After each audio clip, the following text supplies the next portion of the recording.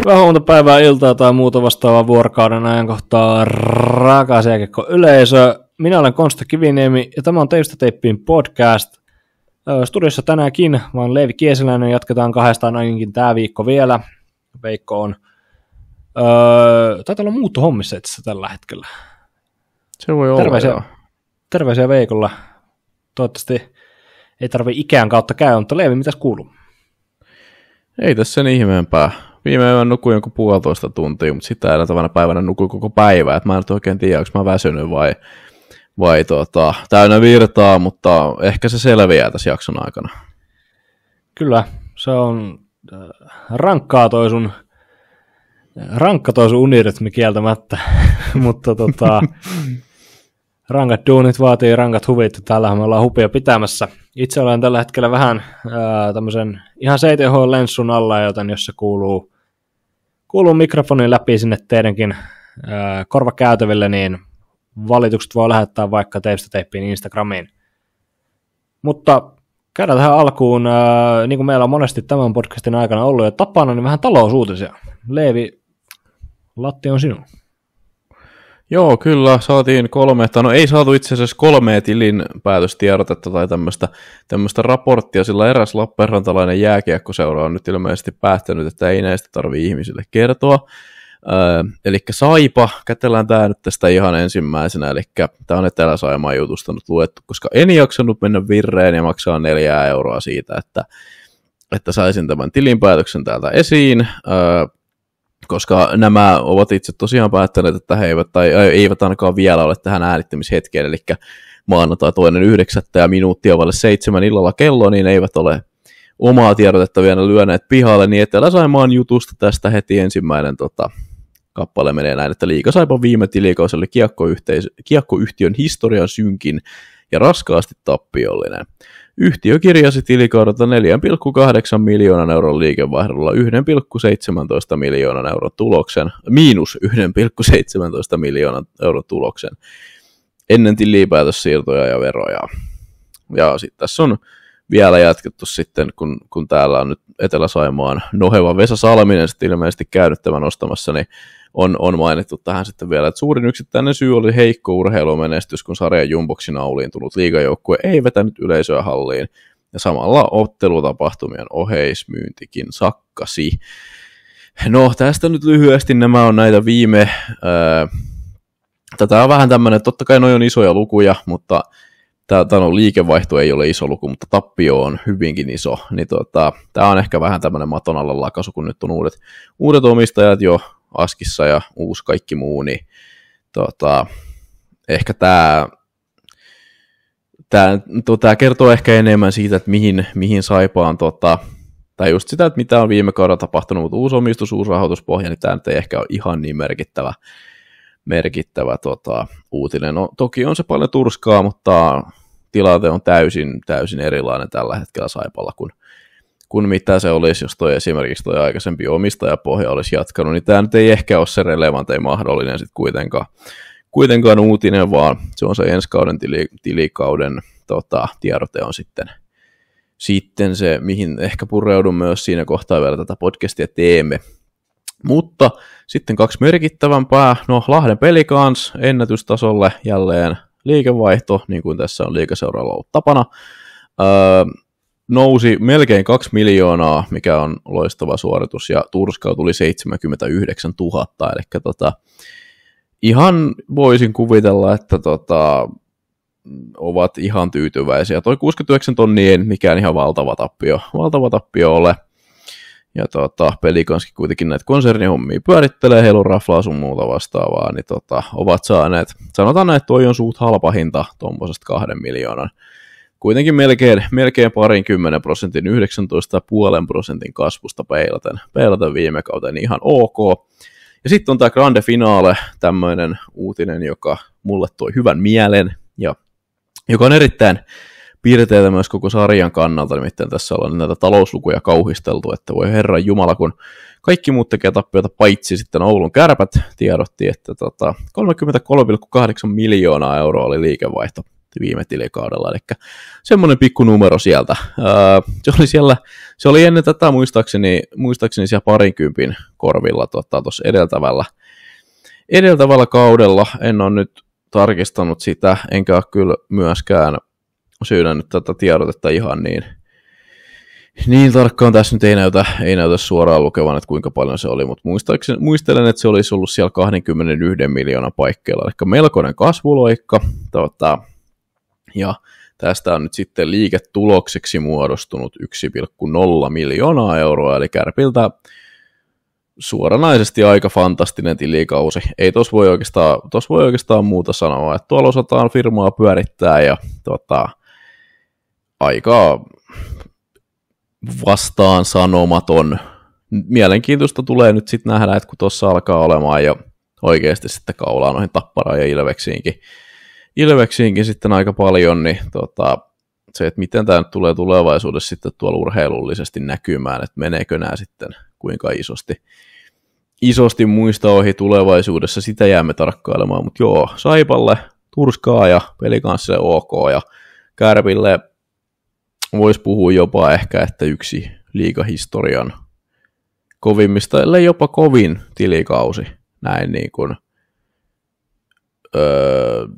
yksittäisen joukkueen osalta, mikä on erittäin positiivista ja on erittäin piristävää, koska tässä on nyt tosiaan kauhisteltu sitä, että kenelläkään ei ole enää rahaa ja kaikki menee konkurssiin ja kenelläkään ei ole varaa pelaajiin ja mihinkään tämmöiseen vastaavaan, niin joo, Kärpiltä erittäin hyvä suoritus. Ei mulla näihin oikeastaan sen ihmeempää. Jäädään tuijottamaan 33,8 miljoonaa euroa, vaikka en Kärppien mies nyt varsinaisesti olekaan. Käydään yksi siirtouutinen tässä talouskatsauksen jälkeen. Leevi, mä tiedän, että sä oikein siellä äänihuulet sauhuten jo, että malta oikein, että päästä kommentoimaan tätä. Nimittäin KK on vahvistunut virollislähtöisellä Robert Rooballa. Rooba teki 1 vuoden sopimuksen Kouvolaan. Itse asiassa tämä on tänään tiedotettu, kun äänitetään maanantaina 2.9. Mies myös juhlii 31-vuotias syntymäpäiviänsä, joten onnittelut sinne. Ei varmasti kuuntele, mutta onnittelut joka tapauksessa. Kyseessä on erittäin mukava henkilö ja olen hänen kanssa muun muassa häntä haastattelu on aina ollut tosi semmoinen ihmisläheinen. Joo, itse asiaan. Roobahan tietysti tähän jopa, niin voiko puhua Leevi tietynlaista kotiin paluusta, sillä Rooballakin on tämä myyttinen 3 ottelun KK-visiitti Mestiksessä kaudella 2013. Ja tosiaan vuoden sopimus viime kaudella ja sitä edellisellä kaudella Jypissä. Viime kausi tehojen valossa hieman ehkä penkin alle 11 paunaa 56 otteluun. Aloitti kauden kapteenina ja joutui luopumaan sitten kapteenin natsoista siinä, tai ei joutunut, vaan luopui siinä tammikuun tienoilla. Teemu Roinen korvassa näet sitten siellä, ja helmikuussa tiedotti muun muassa jatkoajalle, että ura ei jatku Jyväskylässä, etsi omien sanojensa mukaan vaihtoehtoisia urapolkuja muualta Euroopasta, mutta onko se Leevi sitten niin, että kaikki tiet vie Kouvolaan? No niin, toihan täyttää kriteerit, että Kouvola on Euroopassa ihan yhtä lailla, että jos on muualta Euroopasta tarkoitus etsiä kuin Jyväskylästä, niin tämähän nyt on sitten sitä muuta Eurooppaa.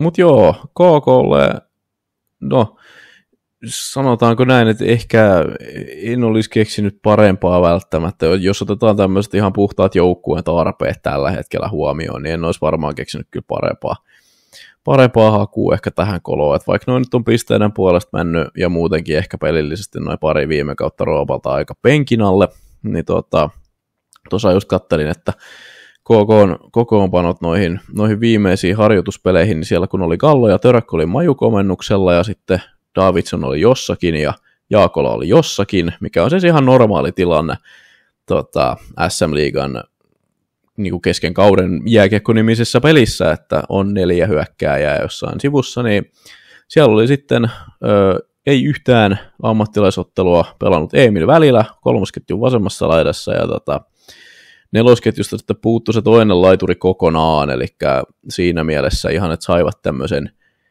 liigatasolla itsensä kuitenkin todistaneen pelaajan tähän joukkueeseen, joka sinne kolmos-nelosketjuun istuu tällaisia tilanteita varten, pystyy siellä jopa ehkä pelipaikastakin haastamaan, varsinkin siellä nelosessa, niin KK oli aivan valtava juttu, ja sitten se, että toi on tosi kokematon ja nuori joukkue, toi KK-jengi, että siellä on nämä kaverit, ketkä esimerkiksi joku Simo Heinonen, joka luultavasti tulee aika paljon liigaa pelaamaan ensi kaudella, niin 11 peliä viime kaudella ensimmäiset liigamatsit.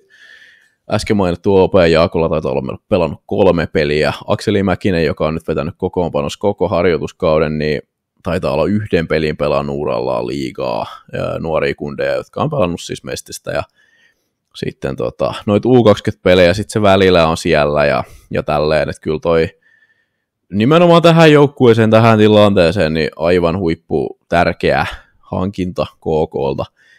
Ja mitä nyt sitten mietin Roopan näkökulmasta, niin varmaan ihan kiva paikka lähteä hakemaan vielä uran viimeisille pelivuosille, jos nyt sanotaan, että niitä on 5-6 vaikka hatusta heitettynä jäljellä, niin tuosta vähän tuollaista uutta nostetta, että kun verrataan lähtökohtaisesti näitä asetelmia, niin Jyväskylä on kuitenkin urheilukaupunkina hyvin erilainen paikka kuin Kouvola, ja siellä vaikka nyt jääkiekossa viime kausina ei ole sitä riamusoittoa ollut, niin sen kaupungin kansa on kuitenkin tottunut siihen, että siellä on varten otettava liigajoukkue, ja silloin kun sä olet sen kapteeni, etkä saa sitä laivaa käännettyä, niin se on aika kova paikka, ja niin kuin Roopa siinä puhuikin, tai ei puhunut varsinaisesti, puhui teoillaan ja antoi sen sitten pois, ja Kouvolassa on tämä asetelma on ihan täysin eri, ettei siellä kukaan odota.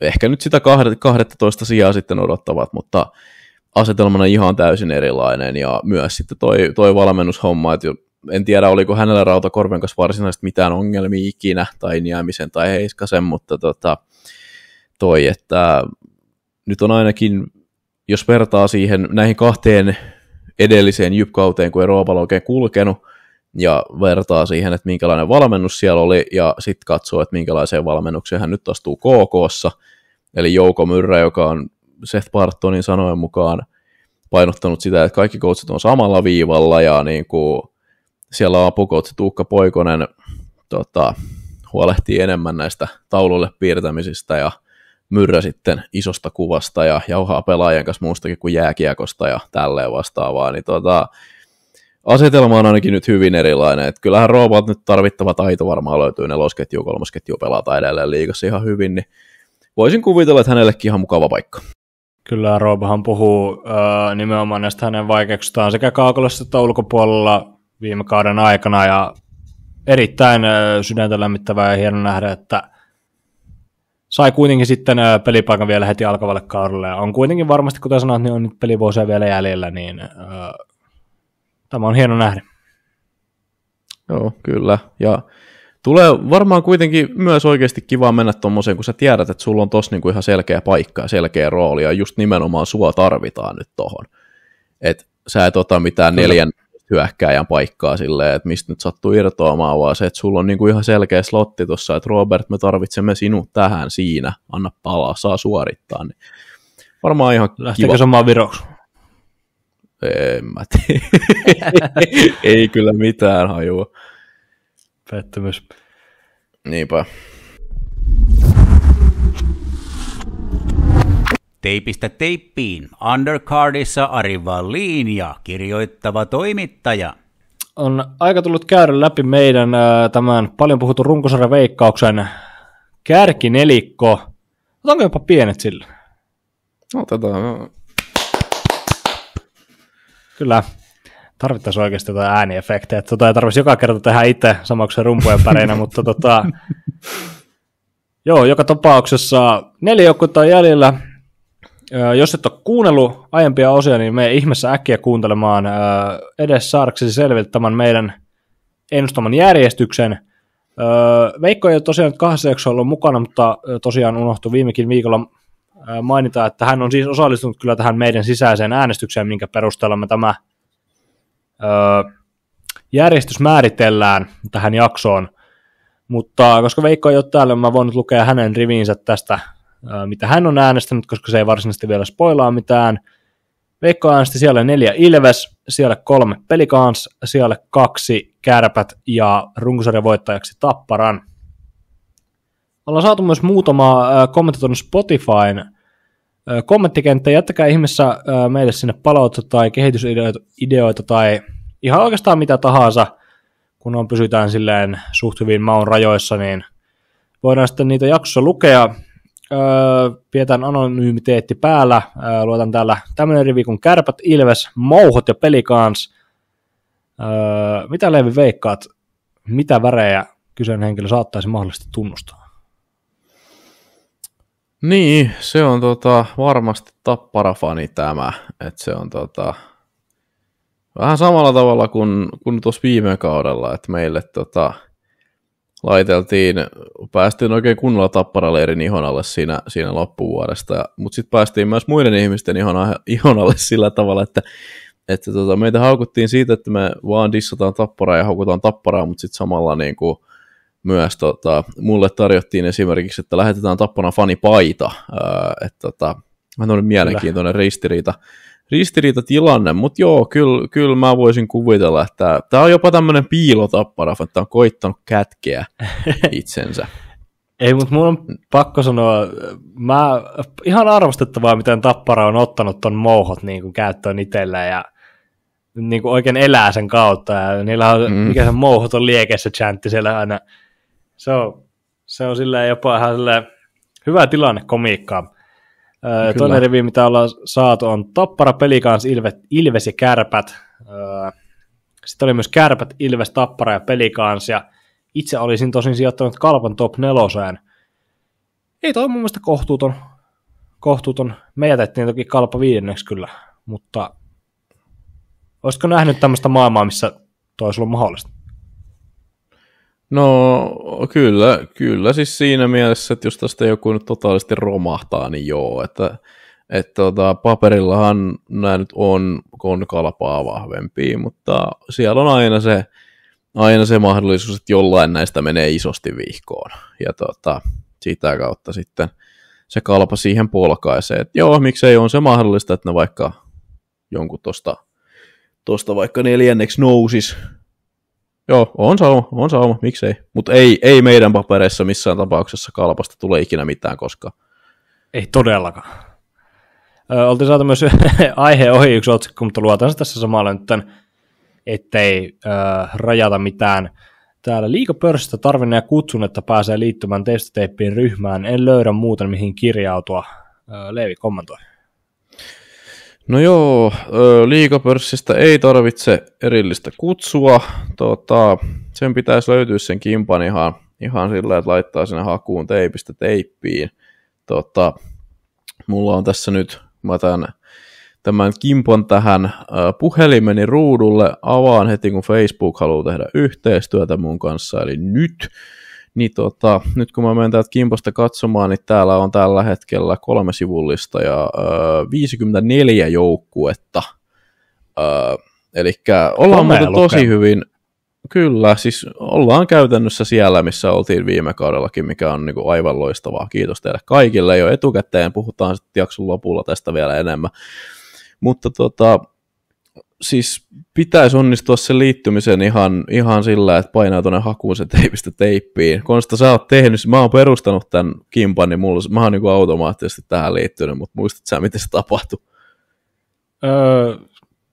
Laitoin sinne kimppahakuun teipistä teippiin ja liityin sinne. Ei siinä sen kummempaa. Joo. Mulla ei ainakaan vaadittu salaa sanoa. Ja hei, jos tilanne on tämän kommentin lähettäjällä tai kellä tahansa muulla vielä tämmöinen, niin laittakaa ihmeessä viestiä, mutta itse olen ainakin tähän aikoinaan liittynyt ilman salasanaa ja tosiaan täällä ihan hyvin jengiä on, joten uskoisin, että ottaa kokeilla mahdollisesti vaikka eri selaimella. Yksi joukkue, mikä pitää muuten nostaa ihan nimeämisen puolesta täällä, niin on HC32 jengiä liigaa. Mä huomasin tuon samaa. Tuossa on semmoista tietynlaista. Mä en tiedä, pitäisikö ruveta jopa vähän niin kuin tämmöisen median paineen kautta ajamaan. Kyllä. Nostetaan koko mestis ja täältä jää itse vieläkin. Muutamienkin Suomisarjasta sitten. Joo, kyllä. Sinne mahtuu vielä, Divariin mahtuu kunnolla mukaan, saadaan Taru sinne ja Oi. Kiekko 6-7 ja VG 6-2 Naantalista ja kyllähän näitä on. Eksoottista. Kyllä. Pitäisikö me mennä asiaan? Mennään. Joo, siellä on 4 runkosarjaveikkauksessa tällä kaudella. Back-to-back finaalisti ei ole Tampereen Tappara, vaan Pelicans. Pelicans äänestettiin 4. Ja tietysti tiedetään tilanne, niin kuin aika monen muunkin joukkueen kohdalla, ketä tässä on analysoitu ja tämä analyysi aloitettu siitä, niin isoin muutos penkin takana. Kyllä, isoin muutos on penkin takana. Nyt on tehty tämmöinen, Hölöniemelä tietenkin poistui nyt sitten Ilvekseen, mutta tosiaan Juha-Matti Yli-Junnila is the man of the moment in Lahti at the moment. Hän on ensimmäistä kertaa SM-liiga-urallaan päävalmentajana. Hän on käytännössä kaikki valmentelut, mitä on valmennellut, niin on Pelicansissa hoitanut aikaisemminkin ja sitten Suomen maajoukkueessa ollut sitten mukana myös. Eli täältä löytyy tämä peruspolku, että on junioreissa oltu U18 ja U20 SM-pääkoutseja ja sitten pari vuotta tuossa liigassa sitten apukoutsina penkin takana. Ja sitten on käyty maajoukkueessa, junnumaajoukkueessa kattelee vähän videoita ja sitten apuvalmentajana siellä myös. Ja nyt aloittaa sitten ensimmäistä kertaa aloittaa sitten päävalmentajana ja arvostan herraa siitä, että on uskaltanut ottaa melkoisen haasteen vastaan, nimittäin ei välttämättä nyt ole ihan se helpoin meistä aloittaa, vai mitä olet mieltä? No joo, ei kieltämättä ole ihan silleen otollinen tilanne hypätä ensimmäistä kertaa päävalmentajan tontille. Toki nimenomaan talon sisältä kun tulee, niin kyllähän se sinänsä laskee painot, vai laskeeko? Mä haluaisin kuvitella sen niin, mutta sitten taas toisaalta mä en ole jääkiekkovalmentaja myöskään. Niin, no on siinä tietty se tietynlainen sellainen tuttuus, se tuttu organisaatio ja tuttua kaikki muu, paitsi se oma työtehtävä tässä kohtaa, mutta se ei näissä aina mietityttää se, että kuinka paljon näissä on sitten nämä, ketkä nousee apukoutsista tuohon pääkoutsin paikalle, eli nyt on Juuso Haal on tällä vuodella ainakin sen tehnyt ja viime vuonna Jere Härkäläsen sen ainakin teki, niin aina herää tässä semmoinen, niin kuin, että no tuoko tämä nyt oikeasti mitä niin kuin omaa, mikä on tätä hänen tuomaa nyt kun hän nousee samaa putkea pitkin ja hän on sitä samaa pääkoutsia katsellut, joka nyt sitten lähtee, niin mikä tässä nyt sitten on niin kuin omaa ja mikä tässä on sitten sitä vanhan coachin sellaista, mitä tämä koittaa vaan ylläpitää. Mun mielestä se ei ole toimiva kaava, jos siellä niin kuin on jonkun toisen jotain luomaa, mitä koitetaan vaan ylläpitää. Mä en muista, että se olisi oikein missään urheilussa ollut semmoinen niin kuin varsinaisen pitkäjänteinen toimiva kombinaatio. Lyhyitä tuloksia sillä on toki saatu välillä. Siis toki jos Yli-Junnila nyt onnistuu olemaan Tommi Niemelä 2, niin ei sit varmaan huonoa ole luvassa. Hyvin hölöllä tuolla meni, mutta sitä jään tarkkailemaan, että miten tässä nyt näkyy sitten tämä Juha-Matti Yli-Junniluus, vai onko se peräti ollut jopa pelkästään Yli-Junnilaa tämä Hölökin riemukulku, ja onko Hölö sitten ihan täys fraudia floppaa Ilveksessä. Sitä jäädään nyt tarkkailemaan, mutta näistä joukkueista, ketä meillä on tässä tänään tapetilla, niin ehdottomasti kyllä sanon nyt suoraan tähän, että se epävarmin, ja se mikä myös paino vaakakupissa ihan helkkaisesti tämän Pelicansin 4. äänestämisen kanssa, niin on tämä, että se ehdottomasti epävarmin tilanne, että hän tosiaan hyppää tähän nyt ekaa kertaa urallaan liigan pääkoutsin puikkoon ja saman tien tämmöiseen paikkaan, että sulta odotetaan, että sä oot vähintään finaaleissa jälleen kerran, niin saa suorittaa. Kyllä, vaikea tilanne sinänsä, tai ei ehkä vaikea, mutta silleen niin kuin haastava tilanne. Tulokas päävalmentajana kuitenkin hypätä tuohon, niin kuin sanoitkin. Koet sä niin tämän kokoopano, katsotaan tätä nimenomaan paperivertailua, mitä tässä vaiheessa kautta nyt on vielä pakko tehdä, niin koet sä, että toi niin kun, materiaali sitten kestäisi näitä isoja vastaan, että voitaisiin vielä tehdä se mahdollinen pushi sinne finaaleihin? Kyllä mä tähän materiaaliin luotan. Tässä on mun mielestä paljon hyviä palasia. Veskari-osasto nyt on pikkusen tietty kysymysmerkki, mutta sitten taas pelikanssilla on tässä ollut vähän tapana repii niin kuin kaneja hatusta näiden maalivahtien suhteen, että se voi olla, että tässä on nyt jotain, mitä me ei tiedetä. Olof Lindboomista ja Jasper Patrikaisesta siis puhun tällä kertaa. Patrikainen oli ennen viime kautta loistava sen vähän, mitä ehti pelata. Viime kausi meni aika penkin alle, mutta siitä nyt sitten lähtee tämmöistä bounce backia hakemaan, mitä nyt sitten tuohon Lindboomiin tulee. Hän on saman ikäinen kuin Patrikainen, 24-vuotiaasta 0-0 syntynyttä maalivahtia, ja hän on sitten Ruotsin junnusarjoja kolunnut, ja sitten on AHL East Coast Hockey League, eli tässä haetaan vähän samaa temppua, mitä Lukko hakee, eli ECHL:stä. Katsotaan, että josko sieltä tulisi myös veskareita, ketkä sitten kantaa. Että tämähän ei ole Pohjois-Amerikassa ollut missään nimessä mikään hyvä maalivahti, että tämän paras Pohjois-Amerikka-kausi on tuossa. Hän on 6 matsia pelannut AHL:ssä ja torjunut 91 pinnaa kiekoista, mutta nämä, missä on sitten venynyt vähän pidemmäksi nämä stintit, eli puhutaan East Coast Hockey Leagueista, niin siellä ei olla sitten ylletty edes tuohon 90, että jäädään nyt katsomaan sitä, että onko tässä taas niinku se tilanne, mikä Pelicansilla oli viime kaudellakin, että viime kauden alussa, että he häviää pelejä ihan puhtaasti veskareiden takia, ja sitten on joku Niklas Kokko pakko taas repii jostain. En usko, että onnistuvat siinä 2 vuotta putkeen, jos multa kysytään, eli näiden kahden olisi toisin sanoen sitten parempi osuu, mutta mun mielestä tässä on hyvä puolustus, ja tämä hyökkäyskin on aika syvä. Mä en nyt tyhjennä koko pajatsoa tähän, mutta jos sulla on jotain kysymyksiä vielä liittyen näihin, niin en vedä nyt puolen tunnin monologia, mutta annan sun tietää, että on niin kuin panoksia on vielä varastossa. Panoksia on totta kai vielä, ja katsotaan nimenomaan ihan hyvä määrä tuosta viime kauden hyökkäysrungosta kuitenkin pysyy. Jäi kaupunkiin Lars Brickman, Ryan Lash muun muassa, ihan näitä tietysti kärkeäjiä ja Patrick Carlson myös. Koko ketju jäi kieltämättä ehkä jopa pienellä yllätyksellä. Olisitko uskonut, että kaikki jää? En missään nimessä. Enkä edes halua tietää, mitä näille jätkille on maksettu. Nyt haluan vaan nähdä nää kentällä uudestaan. Mä haluan nähdä ne mainokset paidassa. Kuinka paljon löytyy? Onko jopa semmoinen paikallislehden juhis? Kyllä. Mutta se oli komea. Se oli komea, kyllä. Joka tapauksessa avainlähtiöitä ei tosiaan ihan liiaksi ole. Paljonhan on vaihtuvuutta ollut, mutta Niklas Kokko nimenomaan olikin koko ajan tiedossa, että kevätkaudeksi Lahteen Ben Blad, Philip Kral, plus-miinus-tilaston voittaja, ihan ehdottomia kärkipuolustajia viime kaudella, Kasper Puutio, hyvää kiekollisuutta, Toni Utunen, sitten tietysti Neeta Schnare, Alex Haatanen, Kidi Jämseen, Jesse Kiiskinen ja Juhis. Näistä finaalijoukkojen lähtiöistä tilalle on tuotu nimenomaan mainitsemassa Ulf Lindboom Hartford Wolfpackista, Michael Vukojevic, Wyatt Kalinok, Libor Zabranski, Mira Väänänen, Rasmus Kumpulainen ja Iikka Kangasniemi. Iikka Kangasniemi on meidän nimeämä avainhankinta Pelicansille. Leevi, uskon, että olet aika vahvasti samaa mieltä asiasta.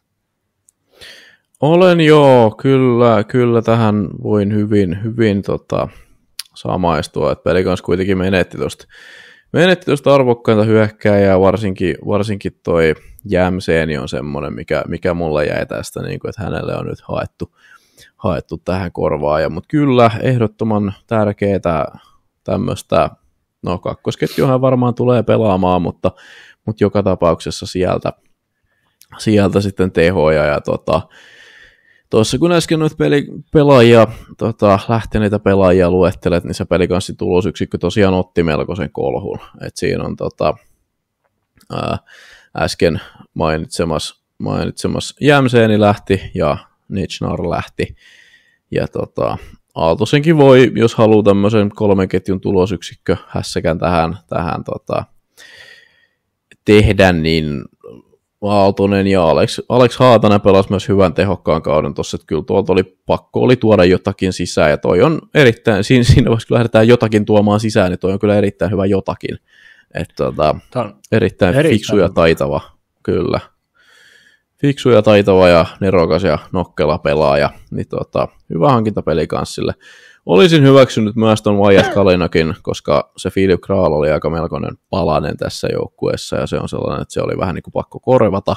Sama toi Kral ja Puutio, niin kuin mainitsit, niin paljon kiekollisuutta lähti, ja sitä nyt nykypäivän vaan pakistossa tarvii olla, jos meinaa päästä yli keskialueen.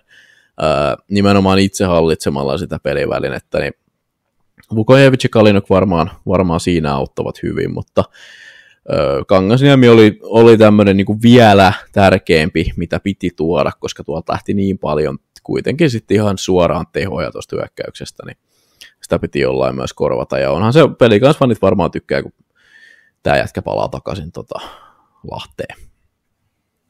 Kyllä. Seuraa häntä pelaajassa, poiketaan vähän aiemmista jaksosta, nimetään tällä kertaa pelaaja, kuka ei viime kaudella tässä joukkueessa eikä ylipäätään tässä maassa pelannut. Rasmus Kumpulainen palaa omalle taistelukentälleen. Lahtelainen Pelicans kasvatti, varattiin kesällä 23 NHL:ään, ja Pelicans tiedotti sitten ennen viime kauden alkua, että Kumpulainen lähtee lainapesteillä OHL:n Oshawa Generalsiin, ja tarkoitus oli koko ajan tuoda sitten oma kasvatti takaisin liigarinkiin kaudelle 24-25. Näin on tehty, Kumpulainen 58 peliä OHL:ssä ja 56 paunaa, ja U20M-kisoissa myös Suomen joukkueessa 7 peliä 2 pistettä, kumpikin maaleja, ja kumpikin syntyi pudotuspelivaiheessa.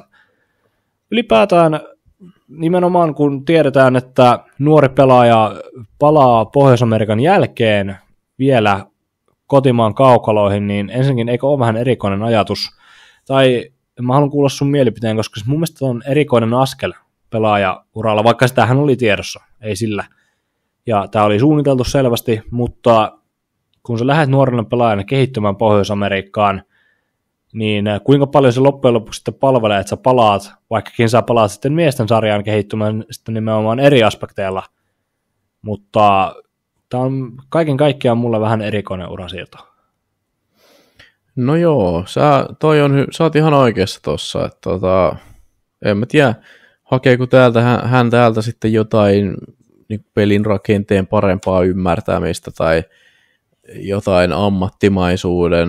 Mä nyt on kuullut, että OHL, VHL on myös niin kuin tässä aspektissa nykyään aika hyviä sarjoja, että sinänsä tämmöinen niin kuin ammattilaisuuteen valmistava juttu, niistä on ehkä vähän vaikea uskoa, että tietenkin varmaan siis kiehtova tämmöinen niin kuin mahdollisuus pelata Pelicansissa kotikaupungin jengissä, jos Elite Prospect siinä on uskominen. Mutta muuten tästä on kyllä vähän hankala keksiä ihan oikeasti sitä syytä, että no OHL, VHL on kuitenkin semmoisia sarjoja, että tuolta porukka ponnistaa välillä ihan suoraan nänärinkin, ja kun toi nyt näytti menevän ihan hyvin, että 56 pinnaa tuli 58 peliin, niin olisi varmaan sielläkin kyllä riittänyt, että olisiko se sitten ollut, no puhutaan tietysti 19-vuotiaasta pelaajasta, 20 ensi vuonna, että sekin sitten, että mitä Minnesota Wild on tässä kohtaa halunnut, heillähän on sana myös tämän kanssa, koska hänellä on toi sopimus nyt Wildiin, että onko Wild sitten halunnut, että hän pelaa liigaa, silloinhan se on ihan selvää, että hän sitten pelaa liigaa, tai Wildin kanssa tehty tämmöinen sopimus. Onko tässä käynyt sillä tavalla, että nämä seurat on junaillut tämän silloin, kun tämä on ollut vielä niin nuori, että ei se ole jaksanut edes miettiä tämmöisiä asioita. Sekin on vaihtoehto, koska jos miettii esimerkiksi nyt sitä, että itse 19-vuotiaana niin en mä ihan hirveästi ajatellut niin kuin yhtään mitään, niin ehkä tämmöinen on voinut käydä, mutta tämä nyt on taas tämmöistä ihmespekulointia, että jos mietitään tällä hetkellä varsinkin nykyään NHL runkosarjan vaadetta, sitä luisteluvauhtia sitä taitovaadetta, niin siihen se olisi ollut kyllä fiksumpaa jäädä tuonne OHL:ään. Mielenkiintoinen siirto, toisaalta aika melkoinen hauiksen pullistus liigaseuralta, että me lähetetään täältä Kanadaan, tai en mä tiedä, onko se nyt hauiksen pullistus varsinaisesti, mutta ehkä siinä mielessä, että nämä samat juniorisarjat, mitkä kasvattaa NHL-pelaajia, niin nämä sitten myös kasvattavat sitten näitä meidän kärkijunioreita. Onko tässä ollut taustalla se, että Pelicans että tätä uskaltanut enää A-junioreihin päästää tai tuonne U20-sarjaan, koska se tietää, että se on tosi heikko sarja, mutta sitten he haluaa sen kuitenkin, että he on ajatellut, että se ei ole vielä valmis niin kuin liigaan, eikä ne ole sitä halunnut myöskään mestikseen päästää, sekin voi olla mahdollisuus. Että tässä on kyllä niin kuin hyvin paljon, tästä paistaa tämmöinen, että tässä ei ole nyt pelaajalla välttämättä ollut ihan kauheasti niin kuin väliä tai sananvaltaa tai tämmöistä vastaavaa. Tässä nyt haiskahtaa semmoinen, että tässä on seurat palloillut sillä, että mikä on heidän kannaltaan kaikkein paras etu, mikä on aika normaalia kieltämättä jääkiekkobisneksessä, varsinkin sitten tuolla isolla lätäkön toisella puolella. Kyllä innolla jäähän odottamaan kumpulaisen kehitystä liigassa, kuitenkin lupaava pelaaja suomalaisessakin jääkiekossa ja omassa ikäluokassaan. Läpimurtoehdokkaaksi, no meneekö sitten vähän käsi kädessä varmastikin tässä loppujen lopuksi. Tämä on hyvä sekoitus mun mielestä. Tämä on, loppujen lopuksi täällä on paljon kokemusta tässä joukkueessa, mutta mä koen, että täällä on muutamalla pelaajalla mahdollisuus ottaa se seuraava steppi, joten ei ehkä nimetä varsinaisesti yhtä läpimurtoehdokasta, mutta Rasmus Kumpulainen tietysti. Onni Amhamdi, puolustaja, pelasi U18 M-kisoissa ja solmi liigasopimuksen ja viime kaudella kuitenkin 41 peliä ja U20-sarjassa, niin sen puoleen on sitä tahkonut jo sen verran, että en pidä mahdottomuutena, että ottaisi vähän isompiakin liigaminuutteja, etenkin jos sitten nimi alkaa tuolta puolustuksesta tippumaan, ei kuitenkaan varmastikaan kauttaa vaan liigassa, tai näin uskaltaisin sanoa. Adam Bares, sano vaan. Niin, kyllä. Tähän Amhamdi jo ei missään tapauksessa pitäisi olla Pelicansin semmoisessa tilanteessa, että hän avaa. Voidaan käydä tämä pakisto nyt, jos mä nyt taas piirrän, mä oon tykännyt näitä mielikuvituskarttoja tähän heitellä, koska voi olla, että on esimerkiksi kuuntelijoita, ketkä ei välttämättä tätä Pelicansin hommaa ole niin tarkkaan seurannut ja pohtii, että ketähän siellä mahtaa nyt siinä pakistossa olla, niin mä voin kertoa, että tästä pomminvarmoja kunnossa olevia liigapakistossa pelaajia on Michal Jordan, Johannes Johannessen, Wyatt Kalynök, Michael Vukojevic, Libor Sapgranski ja sitten luultavasti Petteri Riihinen. Sitten aletaan menemään sinne, että onko se sitten Amhamdi, Junkkari, Riihinen, Käyhkö, Nieminen, siinä on semmoinen tasainen kilpailu, mutta noin 5, Johannessen, Jordan, Kalynök, Sapgranski ja Vukojevic, hyvin tämmöinen ulkkari taustainen puolustus. Täällä ei suomalaisia johtavia pakkeja oikeastaan tässä organisaatiossa ole, mutta siinä se on, ja sinne sitten pyritään murtautumaan, tai pyrkii Amhamdi murtautumaan. Jatkakaa. Kyllä, muita mainitsemisen arvoisia nimiä Adam Bares, Pelicansin oikeastaan jo 4. kautta organisaatiossa oleva pelaaja, ja ei ole vielä varsinaista läpimurtoa on tehnyt, mutta viime kaudella 9 liigapeliä kuitenkin, ja siellä myös 1 maali, 26 paunaa, 24 peliä U20 SM-sarjassa viime kaudella, ja sitten U20 M-kisoissa myös 3 pistettä 7 peliin. Tsekki nappasi siellä pronssia. Toinenkin tsekki piti mainita ihan nimeltä, vaikka tiedetään varmuudella melkeinpä, että hän ei ainakaan suurta vastuuta tulee vielä ensi kaudella kantamaan, mutta ihan vaan muutaman seikan puolesta. Thomas Poletin erittäin mielenkiintoinen pelaaja, nuori lupaus, ja aloittaa varaskautensa Lahdessa, huhtikuussa 2007 syntynyt, mikä tekee ikävuosia sen 17 kappaletta, ja viime kaudella kuitenkin jo 21 peliä tuolla U20 SM-sarjassa 14 pistettä, eli lupaavasta pelaajasta on kyse, ja U18 M-kisat myös vyöllä, minkä takia mä nostin tämän 2007 syntynyt pelaaja. Me aletaan Leevi olla aika vanhoja, mekään ei oikeasti olla vanhoja vielä. No joo, kyllä. Mä voisin kuvitella ehkä Voisin tässä kohtaa antaa tämmöisen virtuaalisen selkään taputuksen meidän kuuntelijoille, nimittäin jos mä nyt muistan oikein, niin meidän kuuntelijoiden ikähaarukka on pikkusen korkeampi kuin mitä me ollaan. Kyllä. Mutta joo, 07 tällä vipeltää, että me ollaan menty ala-asteelle silloin, kun toi on syntynyt toi äijä.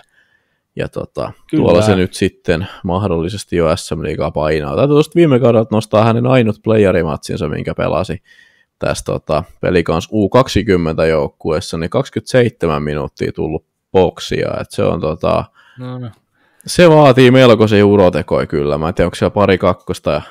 Toi on se on 2 minuuttia ja sitten se on 5+20, niin Kyllä. Sillä sitten pelata. Mennään. On. Joo, oikeastihan täytyy muistaa, että 2007 ikäluokkaa heillä alkaa tuo varauskausi olla jo alkuvuodesta 2007 syntyneet. Kyllä. Ovat varauskelpoisia sitten ensi kesänä, mutta ei aiheuteta ikäkriisiä suuntaan tai toiseen kenellekään. Pelicans on aika lailla sillä käsitelty ja siirrytään eteenpäin. Siirrytään eteenpäin, joo. Eipä tässä sen ihmeempää. Vanha tuttu Pelicans. Vanhat tutut karvaperseäijät nelosessa, Roine Tyrväinen ja Enlund ja vanha tuttu Lubos Horki siellä vääntää laidalla. Et siinä mielessä ihan kiva tilanne myös heille, että ei ole liikaa tapahtunut vaihtoa. Teipistä teippiin. Meidän vuosi tämäkin. Joukkue siellä 3, nopealla matikalla jäljellä Tappara, Ilves ja Kärpät. Otetaan joukkue, missä ehkä sitä vaihtuvuutta eniten jäljellä olevista on. Se on Ilves. Ilves äänestettiin siellä 3. Ja no, tiedetään. Käydään nyt se hölö vielä tältäkin osalta. Ei tarvii ihan liiallisuuksia enää perata, mutta miten hölö astuu tähän pestiin sun mielestä? Varmaan astuu aika hyvin. Hänellä on tässä kuitenkin ollut aika pitkään jo aikaa. Musta tuntuu, että siitä on ikuisuus tästä hänen kättelyvideostaan. Eli heti kun Pennanen oli siirtynyt seuraaviin tehtäviin, niin hölö otti saman tien kopista sitten kiinni. Ja ensimmäinen asia, mitä videolla näkyi, oli se, kun hän kätteli kaikki. Niin tuntuu, että tästä olisi ollut tuntuu, että tästä olisi ihan ikuisuus jo. Varmaan istuu aika hyvin. Paineet on isot. Paineet on Ilveksen päävalmentajalle nykyään ihan valtavat, koska tämä on ollut hyvä laadukas joukkue jo pitkään, mutta ei ole lainausmerkissä saavuttanut mitään, koska pronssimitaleita ei lasketa. Niin paineet on valtavat. Sen voi nyt sanoa tässä ihan suoraan, että paineet on valtavat. En tiedä, miten käsittelee paineita, en ole hänen kanssa siitä puhunut. Olisi kieltämättä ihan mielenkiintoinen aihe kyllä. Mutta paineet on valtavat, odotukset on suuret, kaupungin sisäinen kilpailu on valtava. Niin siis varmaan coachille erittäin mieluinen tai siinä mielessä mielenkiintoinen tilanne, mihin astuu, mutta eiköhän toi nyt ihan vähintään okosti tuosta lähde. En mä osaa keksiä, että tässä olisi mikään nyt tikittävä aikapommi varsinaisesti viritetty tähän tilanteeseen. Kyllä. Ilves-organisaationa, missä tilanteessa ollaan, kauas ei tarvitse katsoa keväällä. Nauroit sä? En. Ei kuulosti. No. Ilves-organisaationa kauas ei tarvitse katsoa, että viimeisin farssi jopa löytyy keväältä, miltä jopa julkinen nöyryytys ja mitä tapahtui jälkeenpäin paisui ihan täysin omaksi asiakseen vielä, ja sitten alettiin perkaamaan Ilveksen ja sen henkisten tai sen hetkisten seuran johtohahmojen identiteettiä ja sun muuta. Puhutaan tietysti tuosta kevään puolivälierää tappiosta Kalpalle. Kättelykeissä ei tarvitse enää sen enempää käydä läpi, mutta ylipäätään julkisesta nöyryytyksestä voidaan silti puhua, koska kyseessä oli paljon rajumpi mahalasku vielä kuin toisessa kaudella sitten pelin kanssa välierissä. Miten Ilves lähtee tästä sitten eteenpäin? Uudessa komennossa tietysti ja hieman vaihtuvuutta ollut, mutta miten sä ylipäätään näet, että organisaatio liikkuu tuosta, kun ollaan käyty tuloksellisesti erittäin pohjalla siihen näin, mitä pitäisi saavuttaa materiaalilla? No mä toivoisin, että mä näkisin Ilveksessä nyt organisaatiotasoa pikkusen semmoista kasvamista jo, mikä nyt varmaan tulee siis tapahtumaan kyllä, niin kuin nyt aikaisemminkin ollaan tästä joskus keskustelua, että eihän nämä mikään niin kuin vakio menestyjä tai suurseura oikeasti ihan hirveän, tai on ne nyt suurseura ollut, mutta tämmöinen niin kuin SM-liigan kärkijengi, niin loppujen lopuksi ihan hirveän monta vuotta vielä on ollut, mutta kun sen lisäksi, että oli toi kättelykohu tuossa viime kaudella, että ensin päättyi niin kuin pelillisesti pettymyksiä, ja sitten sen jälkeen vielä tällainen, niin edelliskausihan päättyi myös sillä tavalla, että tuli se pelillinen pettymys, ja sitten alkoi tulla tätä tarinaa, että pelaajat oli relännyt yössä ja painanut siellä, lähtenyt ennen pronssipeliä muistaakseni jollain. No nyt en rupea heittelemään mitään näitä tämmöisiä, kun en muista niitä ihan tarkkaan, mutta joka tapauksessa oli tätä, mistä on paljon sitten ollut sitten esimerkiksi Petri Kontiola on puhunut näistä omista tarinoistaan sen jälkeen päihteiden kanssa ja muuta vastaavaa, että tässä on nyt toinen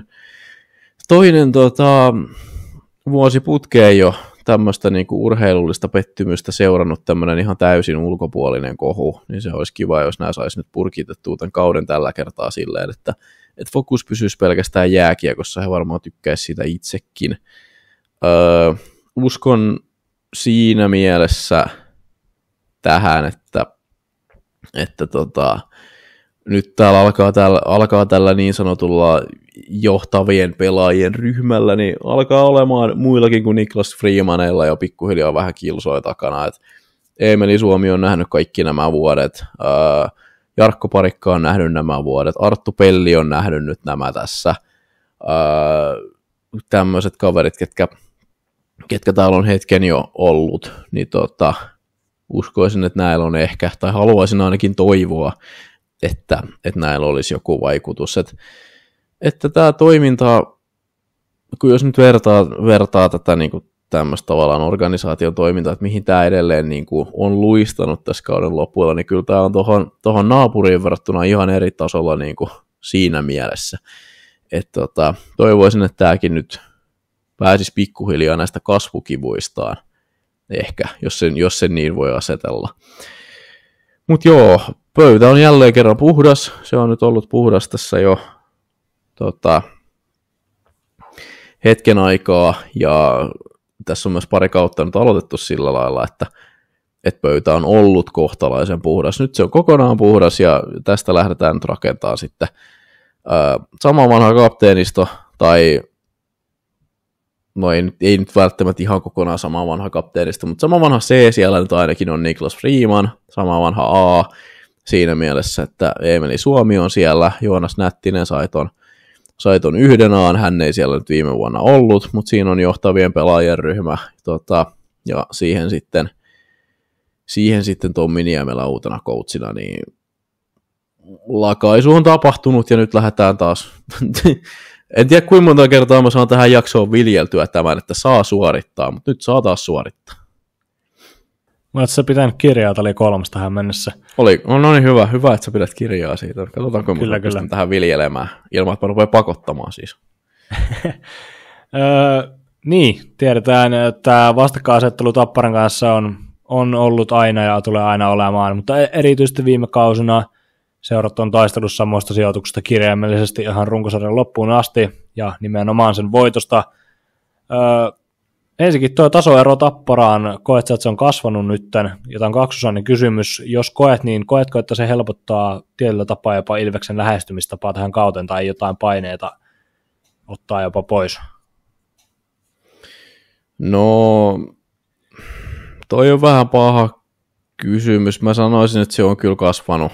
Kyllä mä sanon, että se on kasvanut, ja en usko, että se kyllä varsinaisesti helpottaa, koska paineethan asettaa ne ihmiset, jotka tätä joukkuetta seuraa ja jotka näiden pelaajien ja coachien palkat maksaa, eli ne fanit, ja niillehän ei sitten enää niin kuin taka-askeleet kelpaa missään tapauksessa. Että kyllä. En usko, että tässä on nyt ainakaan yhtään vähempää painetta kuin mitä oli aikaisemmilla kausilla. Ylipäätään valtava määrä on lähtenyt maalituotantoa muun muassa viime kaudella. Kaivan tilaston, en keksi päästä. Vittu. Saatana! Laita jaksoon tätä. Aloitan jakson tällä. Ei, kun mä sanon tähän jotain sellaista, että sä et voi laittaa tätä jaksoa. Kuunnelkaa ainoastaan USL-kästiä. Sulkekaa tää jakso ja menkää heti kuuntelemaan kaikki USL-kästi-jaksot. Mä otan tuon erikseen. Ei, kiitos. Teipistä teippi hashtag 44.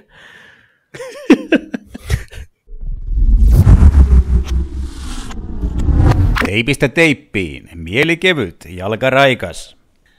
Paljon myös maalintekovoimaa on lähtenyt. Viime kaudella 20 maalin tekijää ja siihen vielä 19 maalin. Matias Mäntykivi päälle.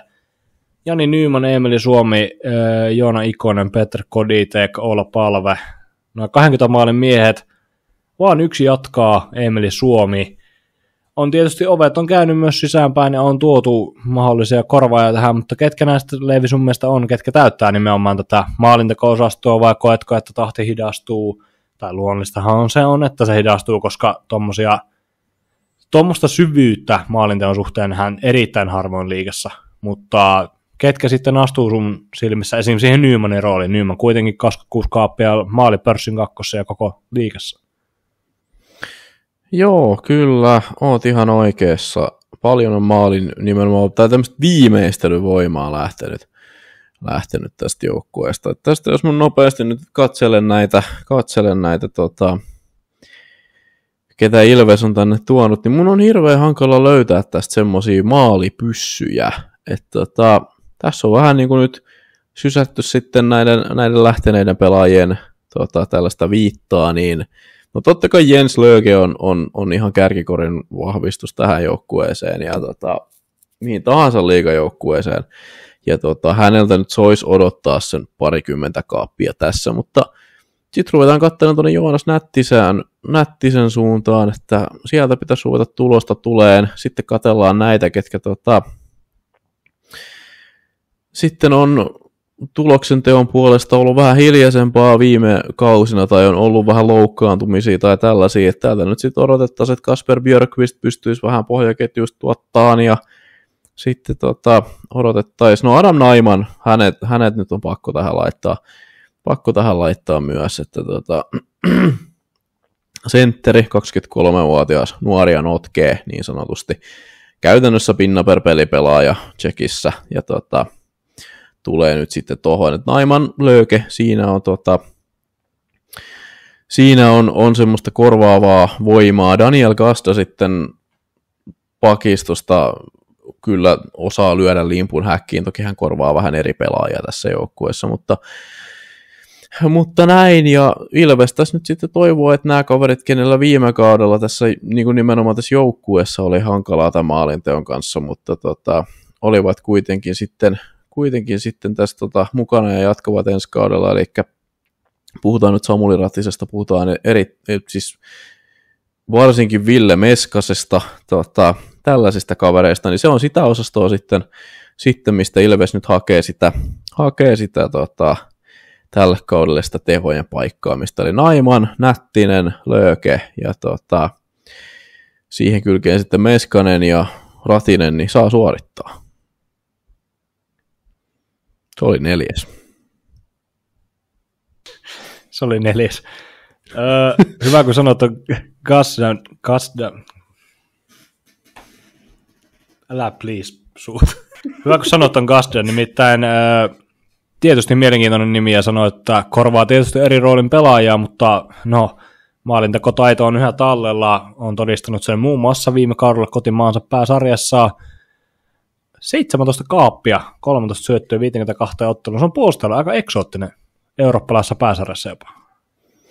Joo, mielenkiinnolla odotan, että minkä pelityylin pakki nähdä. Hänhän on Ilveksessä käynyt aikaisemmin jo, ei ollut mitään riemukulkua, ei tarvii sitä nyt sen ihmeen, mitä tämä 10 liigamatsin tai runkosarjamatsin ja 6 playerimatsin stinttiin nyt sen enempää paketoida kaudelta 21-22, mutta mielenkiintoista, koska toi on kuitenkin se, että sä ammut suoraan viivalta ja teet 17 maalia, niin se on ihan tosi epätodennäköistä.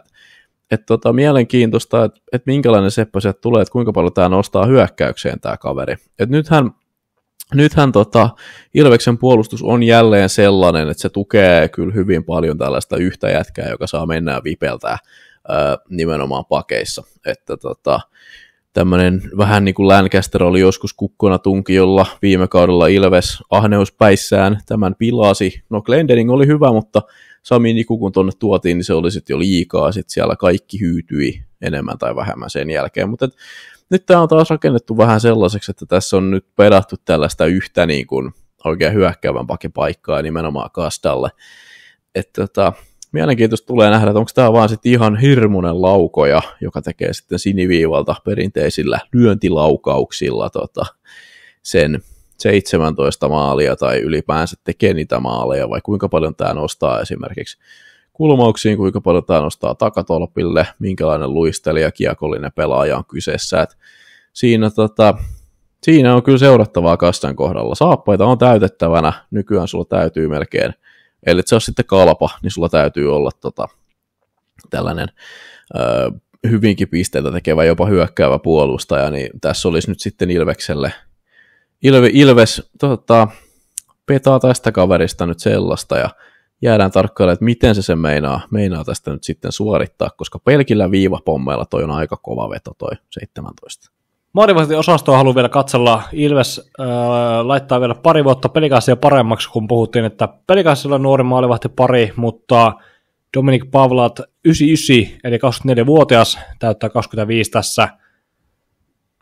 Kauden aikana vielä tarkemmin ottaen marraskuussa piti ihan jopa katsoa, että nyt ihan mitä tahansa selittelee Jakub Malek. Malek on varmaan kuitenkin papereissa se ykkösveskaleevi, vai miten sä näet tämän asetelman tuolla? No mä näen tässä aika jopa tasaisen kilpailun. Et Ilves tykkää tsekkiveskareistaan, ja heillä on hyvät muistut Langhammerista, ja nyt on sitten tupla tsekkiläinen tällä kertaa täällä, mutta tämä on kuitenkin tämä Pavlat, niin hän on torjunut kotimaassaan hyvin. Hän on ollut aika priima maalivahti siellä, että oikeastaan voisin kuvitella, että ihan tällaisia sarjan kärkiveskareita, täältä ihan hirveästi tämmöisiä huonoja kausia löydy sitten niinku viime kaudella esimerkiksi Pilsenissä 92,7 pinnaa kiekot kiinni, kävi lainalla Pardubicissa 94 pinnaa. Tämä oli tämmöinen playerilaina ilmeisesti, mikä sitten päättyi. Pelasi yhden playerimatsin sielläkin 90,9 kiekoista kiinni. Et ei tämäkään mikään huono veskari ole. Mielenkiinnolla odotan sitä, kumpi näistä aloittaa. Malek on tehnyt sen päätöksen, tai seura on tehnyt Malekin puolesta, eli tässä kohtaa puhutaan nyt New Jersey Devilsistä.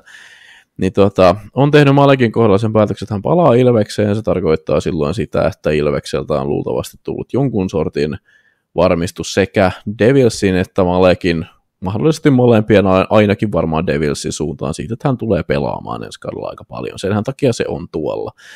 Niin mielenkiintoista tulee kyllä nähdä. Malek oli hyvä viime kaudella, hän on iso, peittävä, nuorehko maalivahti, mutta näin niin kuin nopeasti vilkastuna, niin nämä ei ole kyllä tosiaan tässä veskariosastolla ruvennut pelleilemään, että kumpi sinne sitten ikinä päätyykin, niin sopisi odottaa, että on kyllä kiekko tarttuu oikein mukavasti.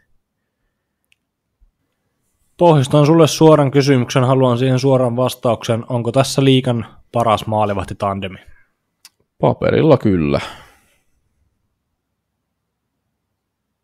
Ei mulla tohon oikeastaan ole lisättävää. Siis paljon, tossa on kaksi, mitä nyt katsoo niin kuin ihan pelkästään Malekista nyt tietty ei tarvitse katsoa pelkästään tilastoja, kun hänet meillä on koko viime kausi ihan nauhaakin, mutta Pavlatilta tuo Tsekistä sitten olisi nauhaa, mutta en ole jaksanut kaivaa. Mutta joka tapauksessa niin mun paperilla tässä on 2 ykkösmaalivahtia tähän sarjaan. Ja se on kyllä semmoinen tilanne, että sitä ei taida oikein kenelläkään muu tällä hetkellä olla. Saipalla ehkä omalla tavallaan on ne 2 ykkösmalaria siellä, mutta Lindberg on loukkaantuneena, ei nyt ihan tämän kaliberin veskoja kuitenkaan ole. Että kyllä mä tohon lähden. Kyllä tämä tsekki-tandemi on tällä hetkellä paras veskaritandemi, mikä tässä sarjassa on. Kaste oli avan hankintaa. Seuraa häntä pelaajaksi ollaan heitetty nimenomaan Matias Mäntykivi. Kuitenkin 19 maalia viime kaudella ja todisti olevansa huippuluokan hyökkääjä tähän pääsarjaan. Mitä odotuksia on Mäntykivellä? 48 paunaa kuitenkin viime kaudella, erittäin nousujohteinen, sitä edellisellä kaudella 33, sitä edellisellä 31. ura on nousussa, 23 vuotta tuli mittariin kesällä, joten parhaat vuodet ei ole välttämättä vielä, ei ole vielä edes ajankohtaisia. Joo, riippuu ketjukavereista jonkun verran. Nyt täytyy kuitenkin muistaa, että Mäntykivi pelasi vissiin Ikosen kanssa jonkun verran, ja siinä on kuitenkin aika hyvä jätkä tähän sarjaan, kenen kanssa pelailla, että nyt sitten täytyisi tulla just nimenomaan, hän luultavasti tulee saamaan laidalleen jonkun näistä, kenellä ei joko viime kaudella kulkenut, tai ketä tulee tuohon nyt sitten uutena kaverina mukaan, että siinä ei ole ehkä sitä semmoista samanlaista tottuvuutta, että tuo 48 pistettä on aika kova suoritus, sanotaan näin, että jos hän siihen pystyy uudestaan tai jopa sen rikkoon, niin sitten soittelee kyllä ulkomaat, sitten ei voi päästä jopa Sveitsin jumbo-finaalia pelaamaan sen jälkeen, tai pudotuskarsintaa jopa, jos oikein hyvä tuuri käy. Mutta mä en kyllä nyt usko, että tämä kiito tästä enää jatkuu. Toi voi hyvin alkaa 4 toi 2-numeroinen pistemäärä, mutta en mä kyllä usko, että se enempää tekee. Veikkaan, että tämä on nyt se taso, että sinne 40 paikkeelle se kuitenkin jää. Että hänellä on kuitenkin ketjusta lähtenyt niin paljon semmoista varmaa taitoa ja tullut pikkusen sellaista uutta ja epävarmaa. Ehkä, en mä nyt voi sanoa epävarmaa, mutta semmoista ei niinkään vanhaa ja tuttua ja tällaista vastaavaa, niin se voi olla, että hänen pistesaldonsa kärsii ihan siitäkin, jos näillä vaikka kestää hetki tottua toisiinsa. Heitetään hatusta, että hän vaikka Beskasen ja Lööken kanssa vetää, tai Naimani ja Lööken, tai mitä ikinä. Mutta joo, en luota kyllä siihen, että menee tuosta yli, mutta että sanotaan sinne 40 paikkeelle. Teipistä teippiin. Ilves Foorumin sydänkäpynen. Sitten 2 jäljellä. Vähemmän yllättäen ehkä ne 2 suurseuraa, ketkä on kesällä tehnyt kovimpia satsauksia. Leevi, kuka on meidän, no oikeastaan voit sanoa, että kuka on meidän runkosarjaveikkauksen voittaja, mutta käydään silti kakkosjoukkueen eka. Mutta voit sanoa, sulla on alustaa tässä sanoa, että kuka meidän runkosarjan voittaja on. Runkosarjan voittaja on tämmöinen yllättävä joukkue, jolla lähiaikoina ei ole kulkenut ihan samalla tavalla kuin mitä joskus aikaisemmin historiassa, mutta on kuitenkin ollut nousujohteista.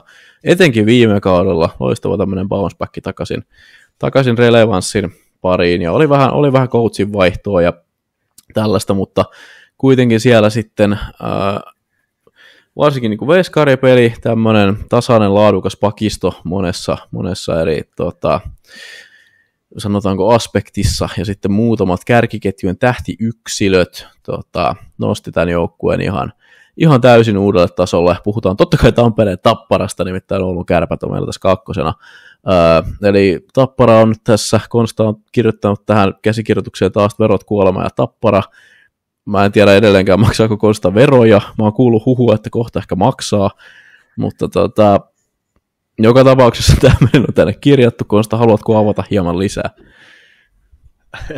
Joo, maksan kyllä veroja, mutta Savoista vaan lisää, kun äänitetään, tai kun ei äänitetä, mutta emme kyllä oikeastaan sitä muuta halua vielä avata. Käydään se Kärpät nyt eka pois. Mennään sitten vasta. Tämä piti olla tämmöinen niinku alusta, missä sä nyt niinku teet semmoisen dramaattisen paljastuksen, kenet me veikattiin runkosarjan voittajaksi, käänsit se siihen maksamaan veroja, mutta Joo. Kärpät jää sitten runkosarjan veikkauksessa siellä 2. Totta kai silti huomattava parannus viime kaudesta.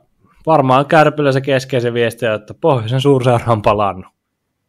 Kyllä, linjanvedot on viestintää aina, muistakaa rakkaat kuulijat se. Ja tässä on nyt vedetty perkeleen vahvaa linjaa ja vielä niin kuin vahvempaa viestintää. Kyllä pohjoisen suurseura tekee nyt tässä kaikkeensa tällä hetkellä, piirtää spraymaalilla ihmisen kokoisella kirjaimella hallinsa seinään, että me ollaan nyt sitten tultu takaisin. Ja ei ole aina tosiaan mikä Kärppiin liittyen on tullut takaisin. Juha Junna. Kyllä. Hallituksen puheenjohtaja. On kova, siis, pakko myöntää. On muuten kova. Siis totta kai synonyymi Kärppien kanssa, Junno, ja tiedetään totta kai, kaikki tietää historian Junnolla ja Kärpillä, kaikki tietää sen boomin, sen 2000-luvun dynastian, minkä hän aattoi luomaan. Miten Kärpistä tuli suomalainen suurseura? Ylipäätään Junno on nyt palannut vanhoille apajilleen niin sanotusti, ja jotenkin tässä on semmoista symboliikkaa mun mielestä, että nyt Kärpillä on niin kuin ehdottomasti kovin siirtokesä heidän tasollaan niin kuin vuosiin, hyvin pitkään aikaan jopa, uskaltaisin näin ainakin itse väittää. Kärpät on tehnyt liigan tasolla merkittäviä hankintoja ja näyttänyt ihan tosissaan, niin kuin sanoit, että nyt ollaan muuta sitten Juman kautta oikeasti takaisin, niin eikö tässä ole vähän tämmöistä symboliikkaa, että sitten Junno on tuotu mukaan tähän niin kuin NS-paluukaudelle? No onhan tässä joo, ja jotenkin vaikea niin kuin muistella tästä nyt äkkiseltään, että mikään seura olisi ollut oikeasti ihan näin kovassa nosteessa kuin mitä Kärpät niin kuin ennen kauden alkuun. Et ensin sä moukaroit tuosta muutama, otat tuonne kyynärpäätaktiikalta oikein, käyt hakemassa niin sanotusti köyhiltä viimeisetkin tuhkat pesästä, eli haet nämä sankarit, kenestä tästä kohta puhutaan, niin tuot ne tonne joukkueeseen, ja sitten sen jälkeen niin kun ilmoitat kaikille, että sulla on muuten sitten enemmän rahaa kuin kenelläkään muulla, niin huomattavasti enemmän rahaa, että te olette itse asiassa kaikki aika köyhiä, ja sitten sen jälkeen tuot vielä tämmöisen, joka on niin kuin sun organisaatiossa tekemällään työllä niin ehdottomasti niin kuin noussut yhdeksi Suomi-kiekon niin kuin absoluuttisista suurista, niin ilmoitat, että hänkin tulee tässä vielä takaisin. Että kyllä tässä on melkoista, varmaan olisi aika kiva olla kärppäfani tällä hetkellä. Joilla on ainakin syytä odottaa kyllä ensi kautta. Oulussa on aivan valtava noste. Kovat odotukset kauteen. Ja no, katsotaan tulijoiden listaa. Ei varmaan tarvitse paljon miettiä, että minkä takia. Jos mä nyt tästä luettelen Reed Gardiner, Ben Tardif, Michal Kovarczyk, Josh Melnick, Austin Rushov, Olli Nikupeteri, Patrick Virta, Viljami Juusola. Siinä on tietysti joillain tasoeroilla ehkä, mutta siinä on 8 ennen kaikkea joukkueeseen aivan niin kuin nenäpäähän tehtyä hankintaa, ja kyllä mä nostasin Gardinerin ja Tardifin ja Kovarczykin niin kuin ehdottomasti niin kuin kesän kovimpia hankintoja. Ei varmaan, en usko, että olet eri mieltä. Joo, tästä ei saada kyllä nyt kädenvääntöä aikaiseksi tästä. Ei tohon sen ihmeempää lisättävää ole, todella kovia hakuja.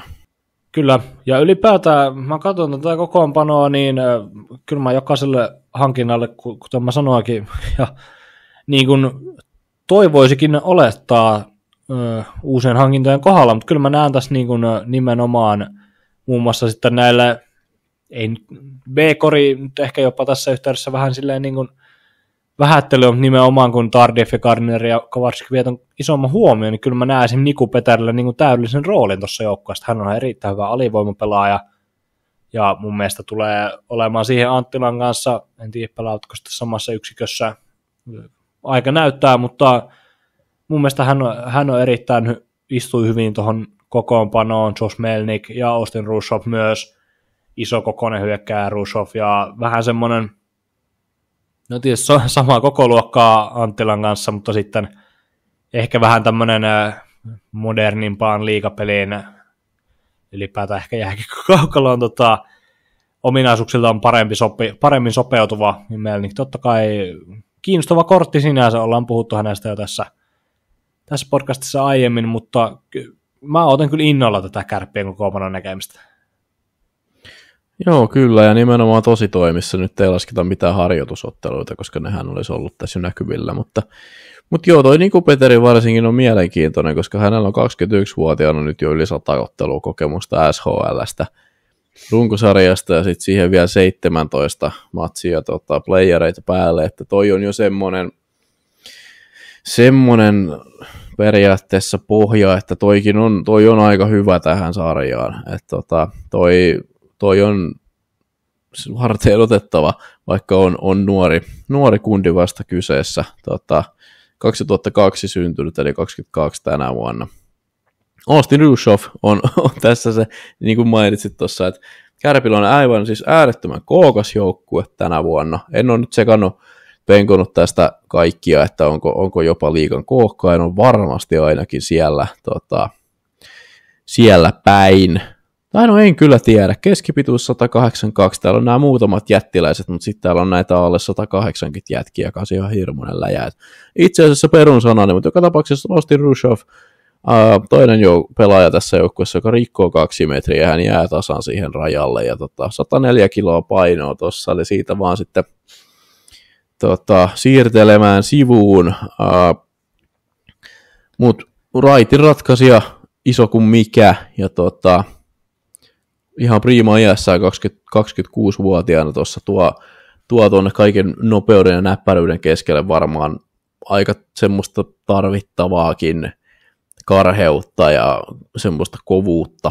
Ja varmaan myös on aika hyvä tämmöinen, niin kuin, hän varmaan käytetään aika paljon nimenomaan isoja pakkeja vastaan. Mä voisin kuvitella, että hän on vähän semmoinen, että hän imee niitä puoleensa, koska jonkun täytyy hänet pysäyttää ja sitten nämä loput saa sinne sitten vipellellä, joten se on mulle ehkä semmoinen, en nyt voi sanoa kirsikka kakun päälle, koska tässä nyt on kakkua ja kirsikkaa vaikka muille jakaa, mutta semmoinen, mikä jäi jollain erityisellä tavalla soimaan niin kuin korviin tästä Kärppien siirtokesästä, oli nimenomaan tämä Rushoff. Katsotaan näitä avahankintoja vielä erikseen, koska luonnollisesti kiinnostaa kansaa eniten Ben Tardif. Näit hyvinkin läheltä viime kaudella, ja totta kai jälki on tiedossa, ja ehdottomasti sen koko joukkueen niin kuin hyökkäyksen selkärankaa. Miten näet, että istuu sitten ehkä tuommoisten enemmän pelaajatyypiltään, tai vähän eri pelaajatyyppeihin profiloituvien Gardnerin ja Kovacikin kanssa sitten?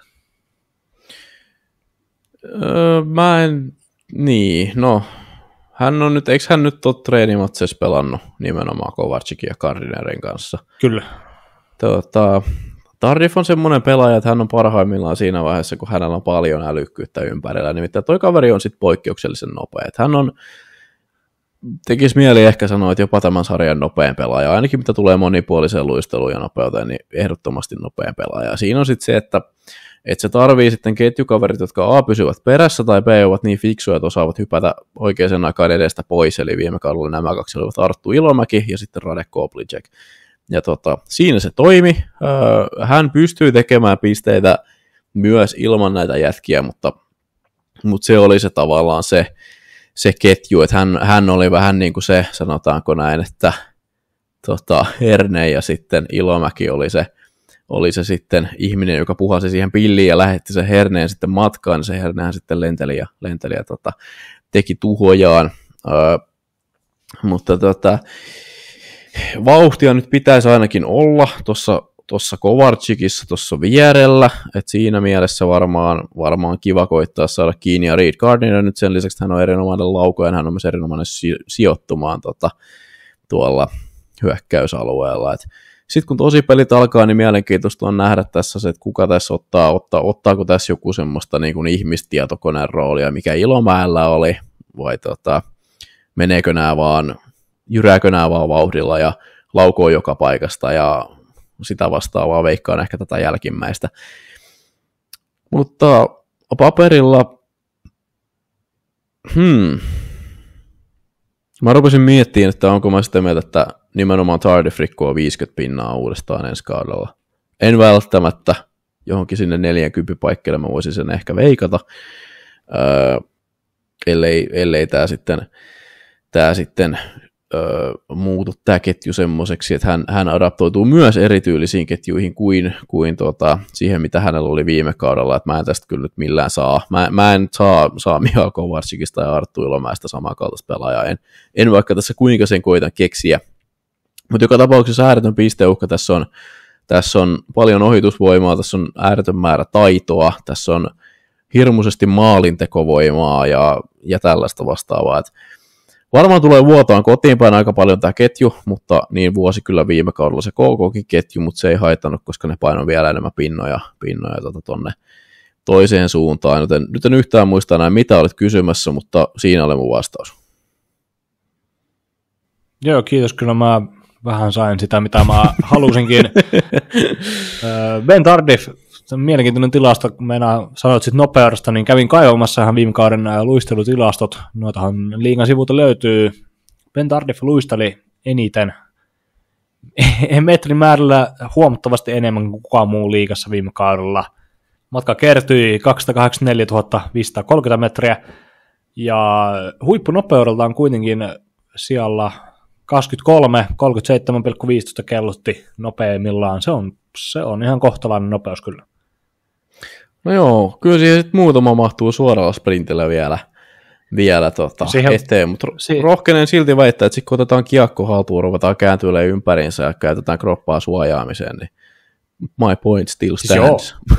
Joo, siis ei todellakaan en yritä nimenomaan argumentoida sitä vastaan, että kaikki näki viime kaudella. Enkä mä sitä sillä tavalla ottanutkaan, mutta sitten mä varaudun nyt jo siihen, että joku kuuntelija ilmestyy paikalle ja toteaa, että no itse asiassa ethän sä tiedä mistään mitään.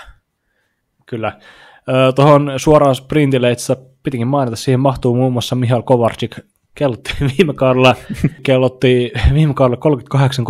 38-34 huippunopeuden. Sekin on ihan merkittävä, liigan kolmanneksi nopein viime kaudella, mutta joo, noihan silleen, ne ei varsinaisesti kerro paljon mitään, todistaa vaan Levin pointin tästä Tardifin luistelusta, että luistelee varmasti hyvin monta pelaajaa liigassa nurin ja puolustusta etenkin. Katsotaan sinne maalinteko-osastolle, Reed Gardner on tuotu sinne nimenomaan, väitän, että liigan paras maalintekijä, ihan puhtaasti pelaajatyypiltään. Tuodaan sitten viime kauden liigan parhaan maalintekijän kaveriksi Teemu Turunen. Totta kai maalipörssi voittaa viime kaudella Gardner sitä ennen. Siitä lähtien Gardner liigaan saapui kaudelle 21-22, 74 kaappia, ja se on 16 enemmän kuin kellään muulla. 168 ottelun 74 kaappia, ja tiedetään totta kai millainen hän on pelaaja, tiedetään millainen laukaus hänellä on. Missä menee oikeasti se katto Gardnerin maalituotannossa? Koska mä uskallan lyö, en ihan päätäni ehkä, mutta uskaltaisin lyö varmaan jonkun jalaa ehkä pantiksi siitä, että kyllä se 30 laittaa. No niin. No on se ihan realistista. Toki tässä nyt riippuu, aika paljon vaikuttaa myös se, että kun Jypissähän hän oli se äijä, kenelle ne kaikki tontit pelattiin. Ihan ymmärrettävästi, totta kai, kun sulla on tuommoinen lauko ja sä pelaat sille ne tontit. Mutta nyt sulla on myös se Teemu Turunen siellä. Toki se voi olla, että ne kaksi klikkaa taas ylivoimalla keskenään, ja Turunenhan on hyvin tämmöinen, että hän ei ole pelkkä maalintekijä, vaikka hän niitä maalejakin pystyy todellakin tekemään, mutta hän on myös kyllä pelintekijänä aika lahjakas pelaaja. Että se voi tietenkin olla, että nämä kaksi löytää nyt maagisen yhteyden, ja sitä varmasti myös Kärpät toivoo, mutta just se, että kumpi tuossa nyt on sitten se, esimerkiksi kun coachi kaivaa taktiikkataulun esiin, niin kumpi tuossa on se primäärikaveri, kenelle pyritään se paikka pelaamaan. Tämmöiset voi ehkä vaikuttaa. Sun kanssa on täysin samaa mieltä siitä, että toi 30 on semmoinen, että sitä ei pidä niin kuin säikähtää, jos se tapahtuu. Se on ihan realismia, mutta tämmöinen taktinen asia että tosiaan se, että kuitenkin ylivoimapelaaminen vaikuttaa näihin maalintekotilastoihin aivan perhanasti, ja nimenomaan sitten kun ruvetaan tavoittelemaan tämmöisiä rajapyykkejä ja katsellaan, että meneekö se siitä nyt sitten yli vai ei, niin coachi saattaa ratkaista sen sillä, että se sanoo, että syöttäkää ennemmin Teemulle se paikka. Mutta joo, kyllä, jos katsotaan ihan puhtaasti sitä, että mihin on kyvyt ja mihin ympärillä olevien pelaajakyvyt riittää, niin 30 on ihan täyttä realismia. Kysyin Ilveksen kohdalla maalivahtiosastolta, kysyn sulta nyt Kärppien kohdalla hyökkäyksestä, onko tässä liigan paras ketju? Suora vastaus.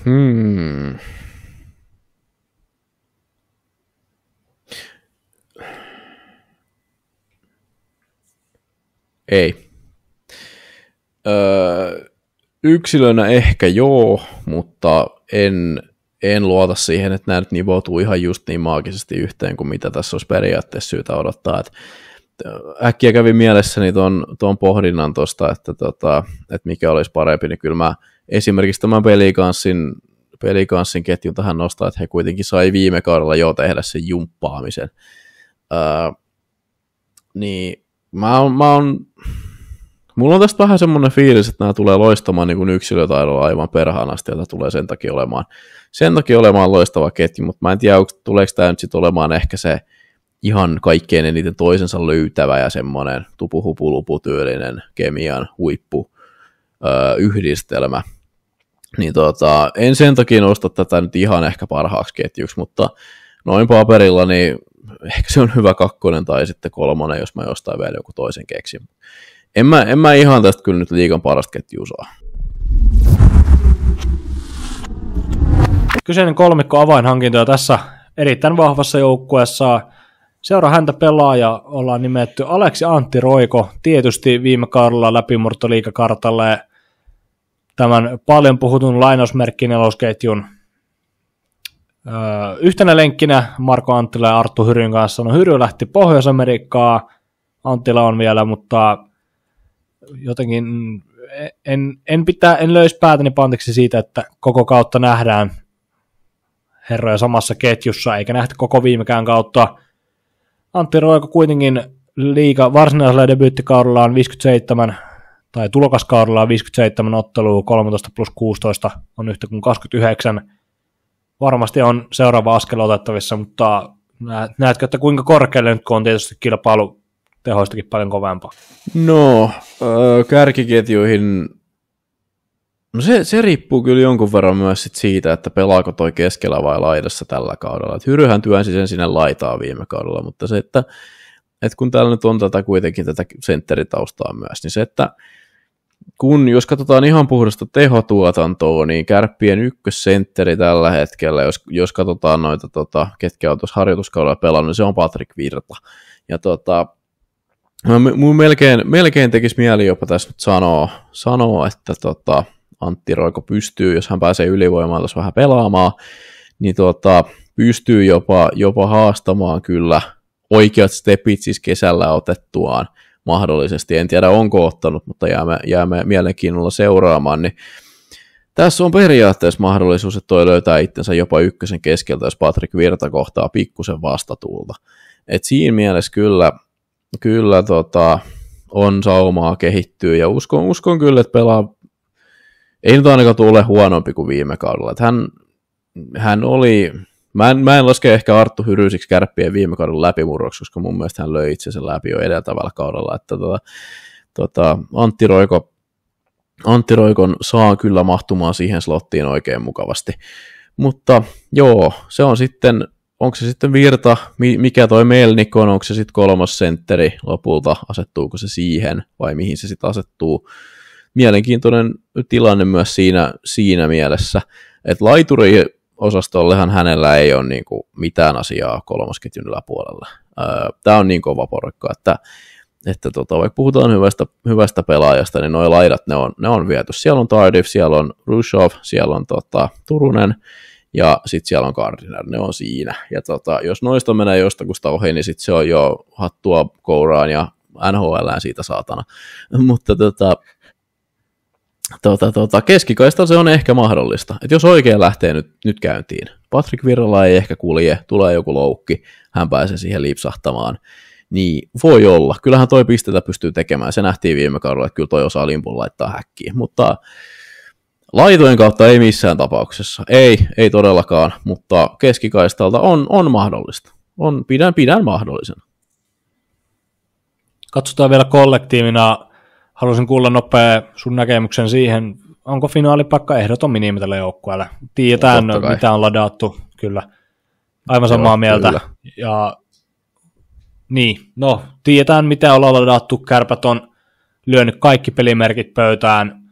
He ovat todenteolla takaisin ja ei voi painottaa, miten tärkeä asia se on liigalle. Ei voi painottaa, miten tärkeä asia se on Oulun kaupungille. Ja tullaan näkemään huikea taistelu Tapparan kanssa. Kyllä, semmoisen voimme tässä povata ja kuuntelijat teille luvata.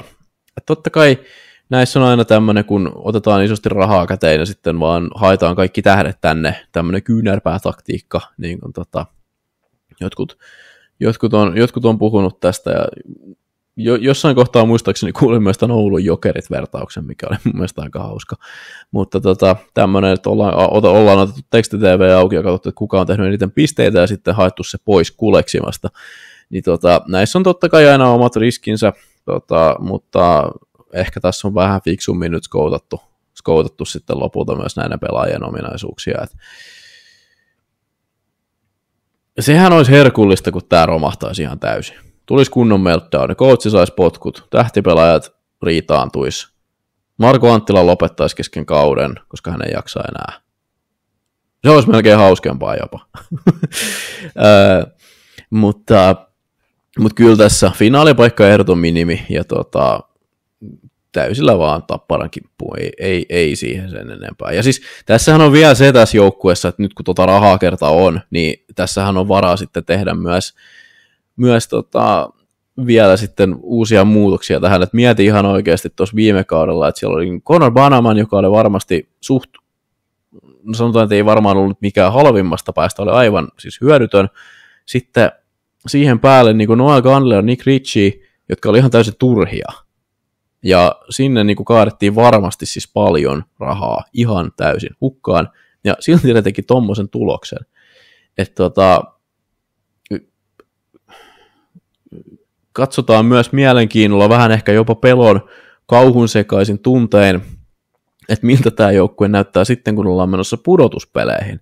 Et mä kuulin tuosta tänään, kun mä tulin töistä himaan, niin piti oikein pysähtyä, kun kuulokkeiden läpi kuului semmoinen ihan valtava jylinä Hornettilensi, en tiedä oliko Hornetti vai mikä, mutta joka tapauksessa joku hävittäjälentokone lensi ihan tuosta suoraan niin kuin pään yläpuolelta, niin tästä kuuluu nyt vähän samanlaista jytinää tästä joukkueesta tällä hetkellä, kun mä tätä pelaajalistaa tässä tuijotan. Teipistä teippiin. Vedonlyöntivinkit Konsta Kiviniemeltä. Niin, verot, kuolema ja Tappara. Pysäyttääkö kukaan Tapparaa? Kärpät on varmasti siihen ykkössuosikki. Mutta niihin se menee, jahdattavaa on, tai mestari on aina jahdattavaa, kunnes toisen todistetaan, ja Tappara lähtee tähänkin kauteen piikkipaikalta. Tappara lähtee tähän kauteen piikkipaikalta, kyllä.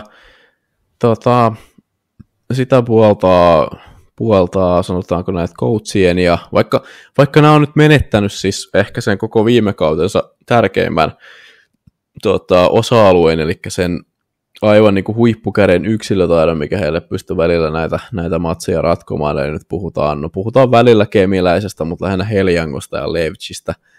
Tässä kohtaa Carter Camperi voi myös tohon lisätä kyytiin, niin vaikka nämä on nyt nämä menettänyt, niin tämä joukkue on jotenkin paljon tasaisempi vielä kuin mitä se oli viime kaudella. Tänne on haettu tuolta KK:n A-junioreista Werneri Ahonen, joka dominoi U20-sarjaa viime kaudella. Sitten täällä on muun muassa Arttu Kärki, joka on jossain kohtaa tämän podcastin piirroksissa ollut ihan Euroopan kärki ylivoimissakin. Täällä on muun muassa tuotu tuonne veskariosastolle, on tuotu Paavo Kohonen ja Henri Karppinen on täällä valmiina näyttämään. Ja sitten sen lisäksi täällä on tämmöisiä rivimiehiä niin kuin Otto Leskinen, Oiva Keskinen, Nick Halloran, Phil Granath, Veli-Matti Savinainen, tämmöinen nuori lupaava, joka ei ole ihan hirveästi vielä niin kuin voittanut urallaan, mutta on näyttänyt kuitenkin semmoisia piirteitä, että on potentiaalia. Aapeli Räsänen on tämmöinen samanlainen, Christian Tanus, Julius Mattila, potentiaalisesti voisi ehkä olla joku toisen liigaseuran kapteeni ja ykkössentteri jopa jonain päivänä. Että kyllä tämä on melkoinen. Eikä tossa nyt ollut edes vielä kaikki. Ruben Rafkin, Aleksi Matimikko, Joni Tuulola. No Leskisen mä mainitsinkin tossa jo. Olli Juolevi jatkaa, Ugo Galei, Daniel Brickley. Tämähän on tämmönen niinku, vähän samanlainen kuin jotain liigan All-Star kokoonpanoa tuijottaisi. Kyllähän tämä on. Se päästään tällä spiikillä kyllä varmaan Terveisiä Tapparan Paastalle, jos on kuuntelijoita. Ei oltu tosissaan. Mutta minä en ainakaan ota mitään vastuuta, mutta ei, kyllähän onhan tämähän uskomaton tämä kokoonpano. On, ei pääse yli eikä ympäri. Ei, kyllä me nauriskeltiin täällä keväällä, että tässä on tämmöinen Avengers kokoonpano. En mä tiedä, mitä ne kostaa, kun ne on hallitseva triplamestari, mutta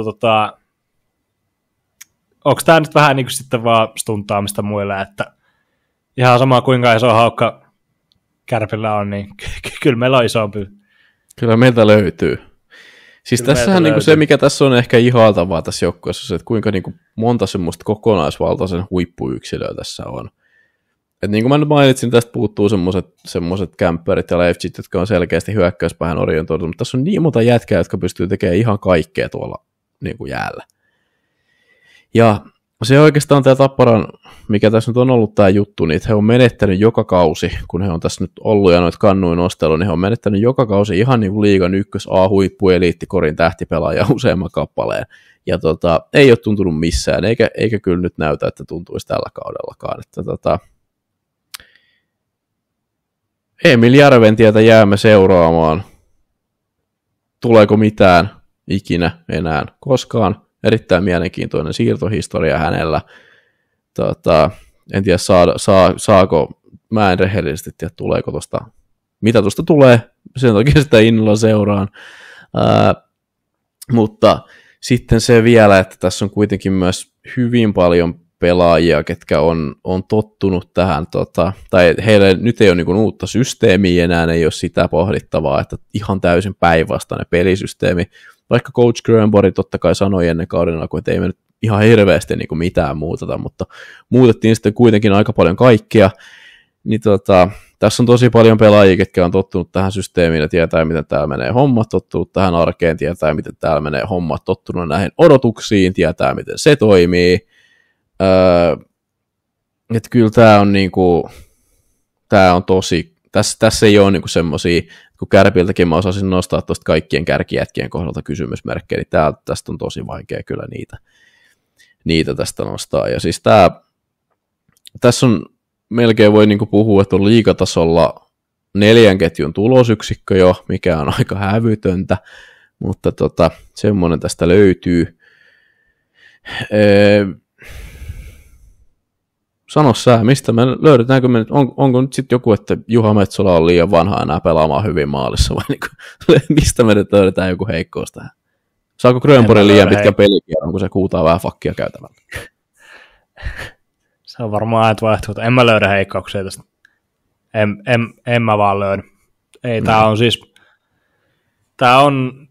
toi 4 ketjun tulosyksikkö oli hyvin sanottu. Se oli erittäin hyvä ilmaus. Sitten täällä on puolustajissa niin kuin EHT-tason puolustajia, sanotaan 3 kappaletta ainakin, 3-4 hyvänä päivänä. Sitten on Brickley, Gale tuo kovuutta. Kärki tuo mahdollisesti saadessaan vastuuta, niin sitten vähän kiekollisuutta kanssa. Ja tulla sitten peruspakiosastoa tiedetään hänenkin merkitys joukkueelle ihan erittäin tärkeää. Kyllä, ja hän on ehkä liigan tämmöisiä niin kuin parhaimpia peruspakkeja. Et vaikka hän ei ole mikään niin kuin tämmöinen säväyttävä tai tällainen. Niin kuin, ihan heittämällä. Siis, tämmöisiä, niin kuin, että toi on niin kuin sinänsä jännä jätkä, että toi ei sille yksittäisten ominaisuuksien takia, niin kuin, tuolla ei ole sitä Kemiläisen laukausta tai sitä Veli-Matti Vittasmäen fyysistä puolustuspeliä tai niin kuin tämmöisiä, mistä se voisi tavallaan spotata, mutta se on tosi laadukas kokonaispaketti, se osaa vähän kaikkea, niin kuin tosi moni muukin tässä joukkueessa, että siitä on tullut semmoinen solidi 2-3 parin pakki nyt sitten niin kuin ihan tällaisiin mestaruuskaliberin joukkueisiin useamman vuoden ajan jo, ja mitä nyt sitten palkkatiedoista, mitkä iltapulut meille aina ansiokkaasti kaivaa, niin se, että jos käy vilkaisemassa, niin on myös tienannut ihan hyvin tästä Tapparan aikana jo. Varmaan aika siistiä. Hänelläkin tuo luutiin viihtyy luultavasti ihan hyvin. Joo, kyllä. Mä oon katsonut tätä kokoonpanoa tässä nyt koko ajan, kun sä oot puhunut. Mä vaan ihmetellyt, että niinku, ei se ole yllätys, että eikä se, luojan kiitos, se on näin, että mestari pystyy vuorosta toiseen kasaamaan tämmöisen joukkueen, pysymään kilpailukykyisenä ja ihan Euroopan tasolla. Mutta niin kun, on tämä kyllä, niin kuin, tämä on ihan uskomattoman iso hauiksen näyttö muulle liigalle. Oulu on ainut ehkä, missä voidaan näyttää takaisin. Ja siinäkin sitten ne on, niin. No ei, itse asiassa kummalla on parempi siirtokesä olosuhteisiin nähdään. Viime kauteen, lähtiöihin, tarpeisiin, kaikkeen peilata. Tämmöinen salamakysymys.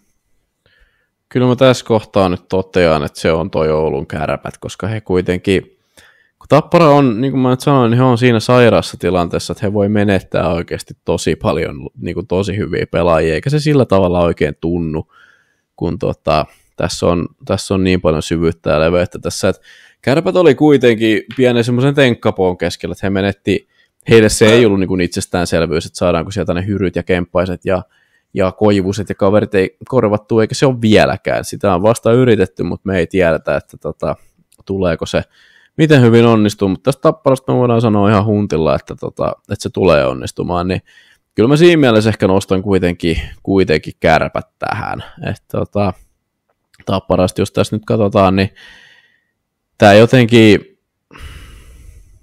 tämä on niinku, tänne ei olla kuitenkaan sit semmoisia tavallaan saman kaliberin yksittäisiä tähtipelaajia tuotu korvaamaan niitä puutteita, koska ei ole tarvinnut tuoda, just joku ehkä Julius Mattila nyt menee tohon, mutta jos niinku mietitään muuten, niin Rafkin, Räsänen, tällaisia kavereita, jotka on huippulaadukkaita pelaajia, mutta he ei kuitenkaan ole semmoisia kiiltokuvapoikia, niin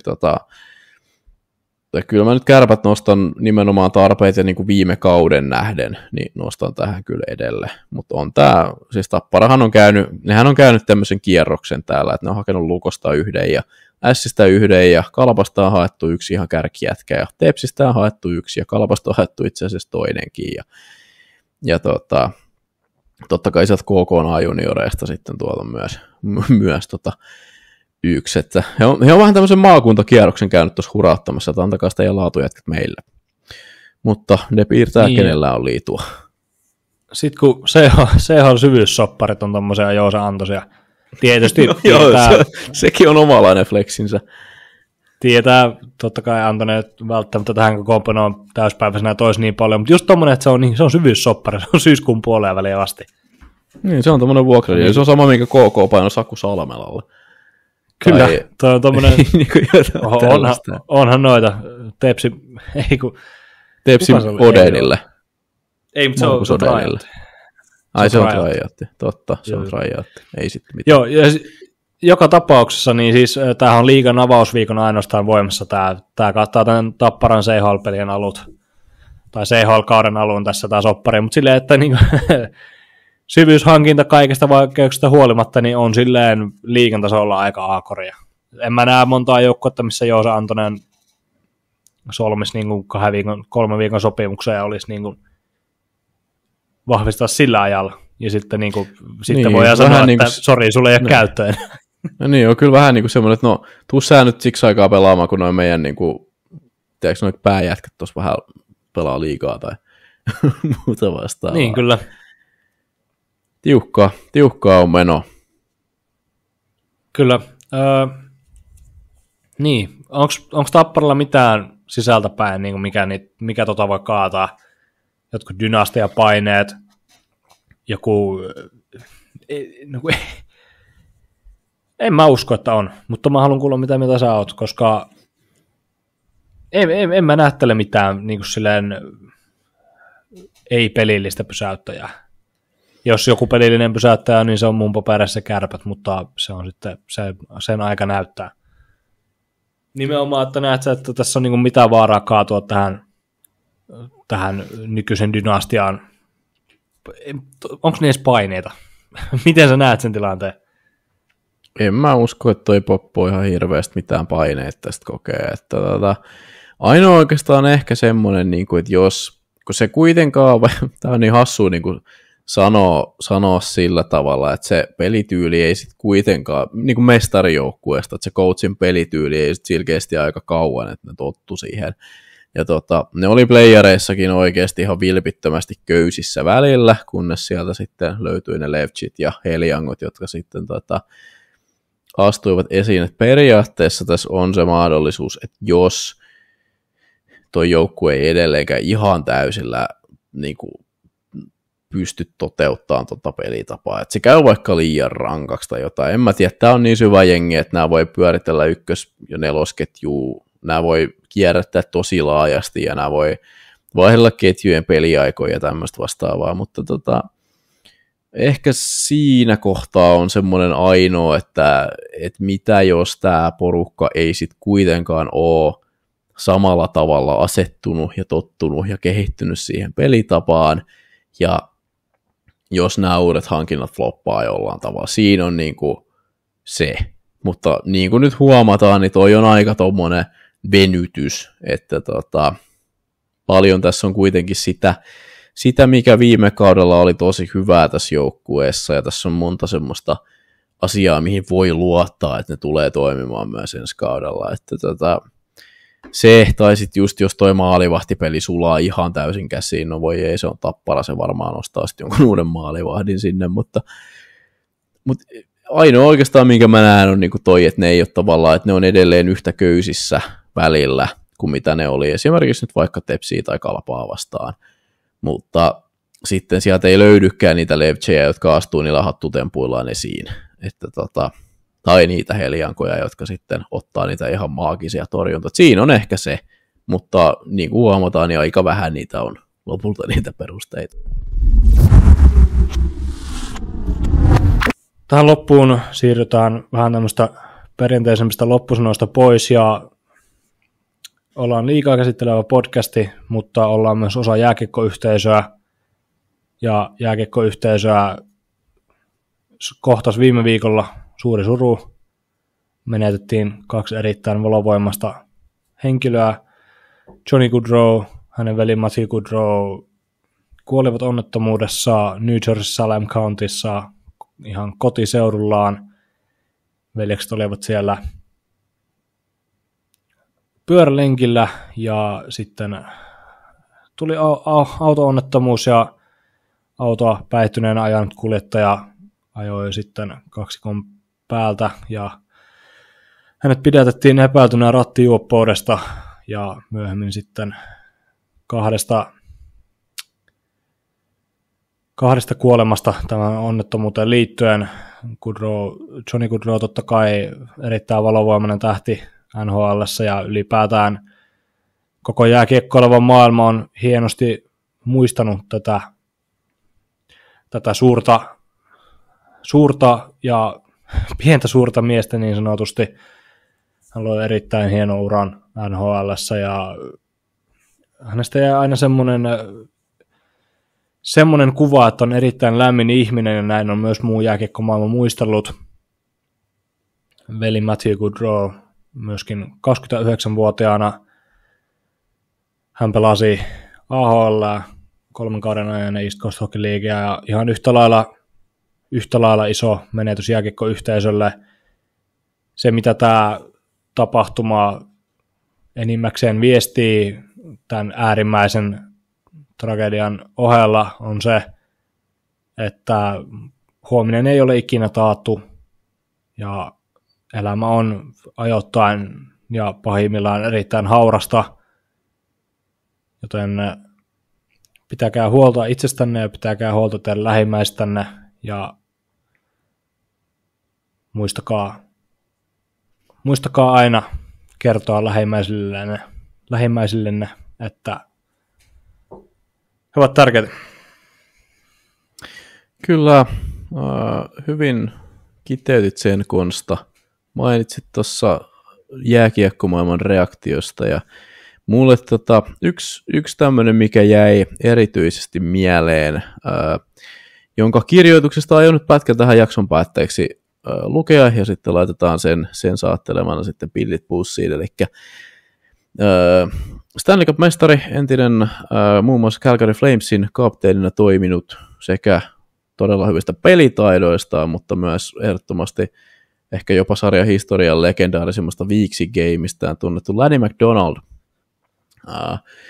kirjoitti erittäin kauniisti Gaudreaun veljeksistä. Tässä on Johnin kuva tässä postauksessa ja Suosittelen, että käykää hänen Instagramistaan lukemassa täällä, Animac9009 on hänen IG:nsä. Tässä on muutama kappale tekstiä, mutta mä luen tästä nyt nämä loppusanat. Tämä menee tällä tavalla, että go easy on those legends up there in heaven's hockey rink, boys. You're getting there earlier than expected, but they'll take good care of you. Godspeed, Johnny and Matthew. Godspeed.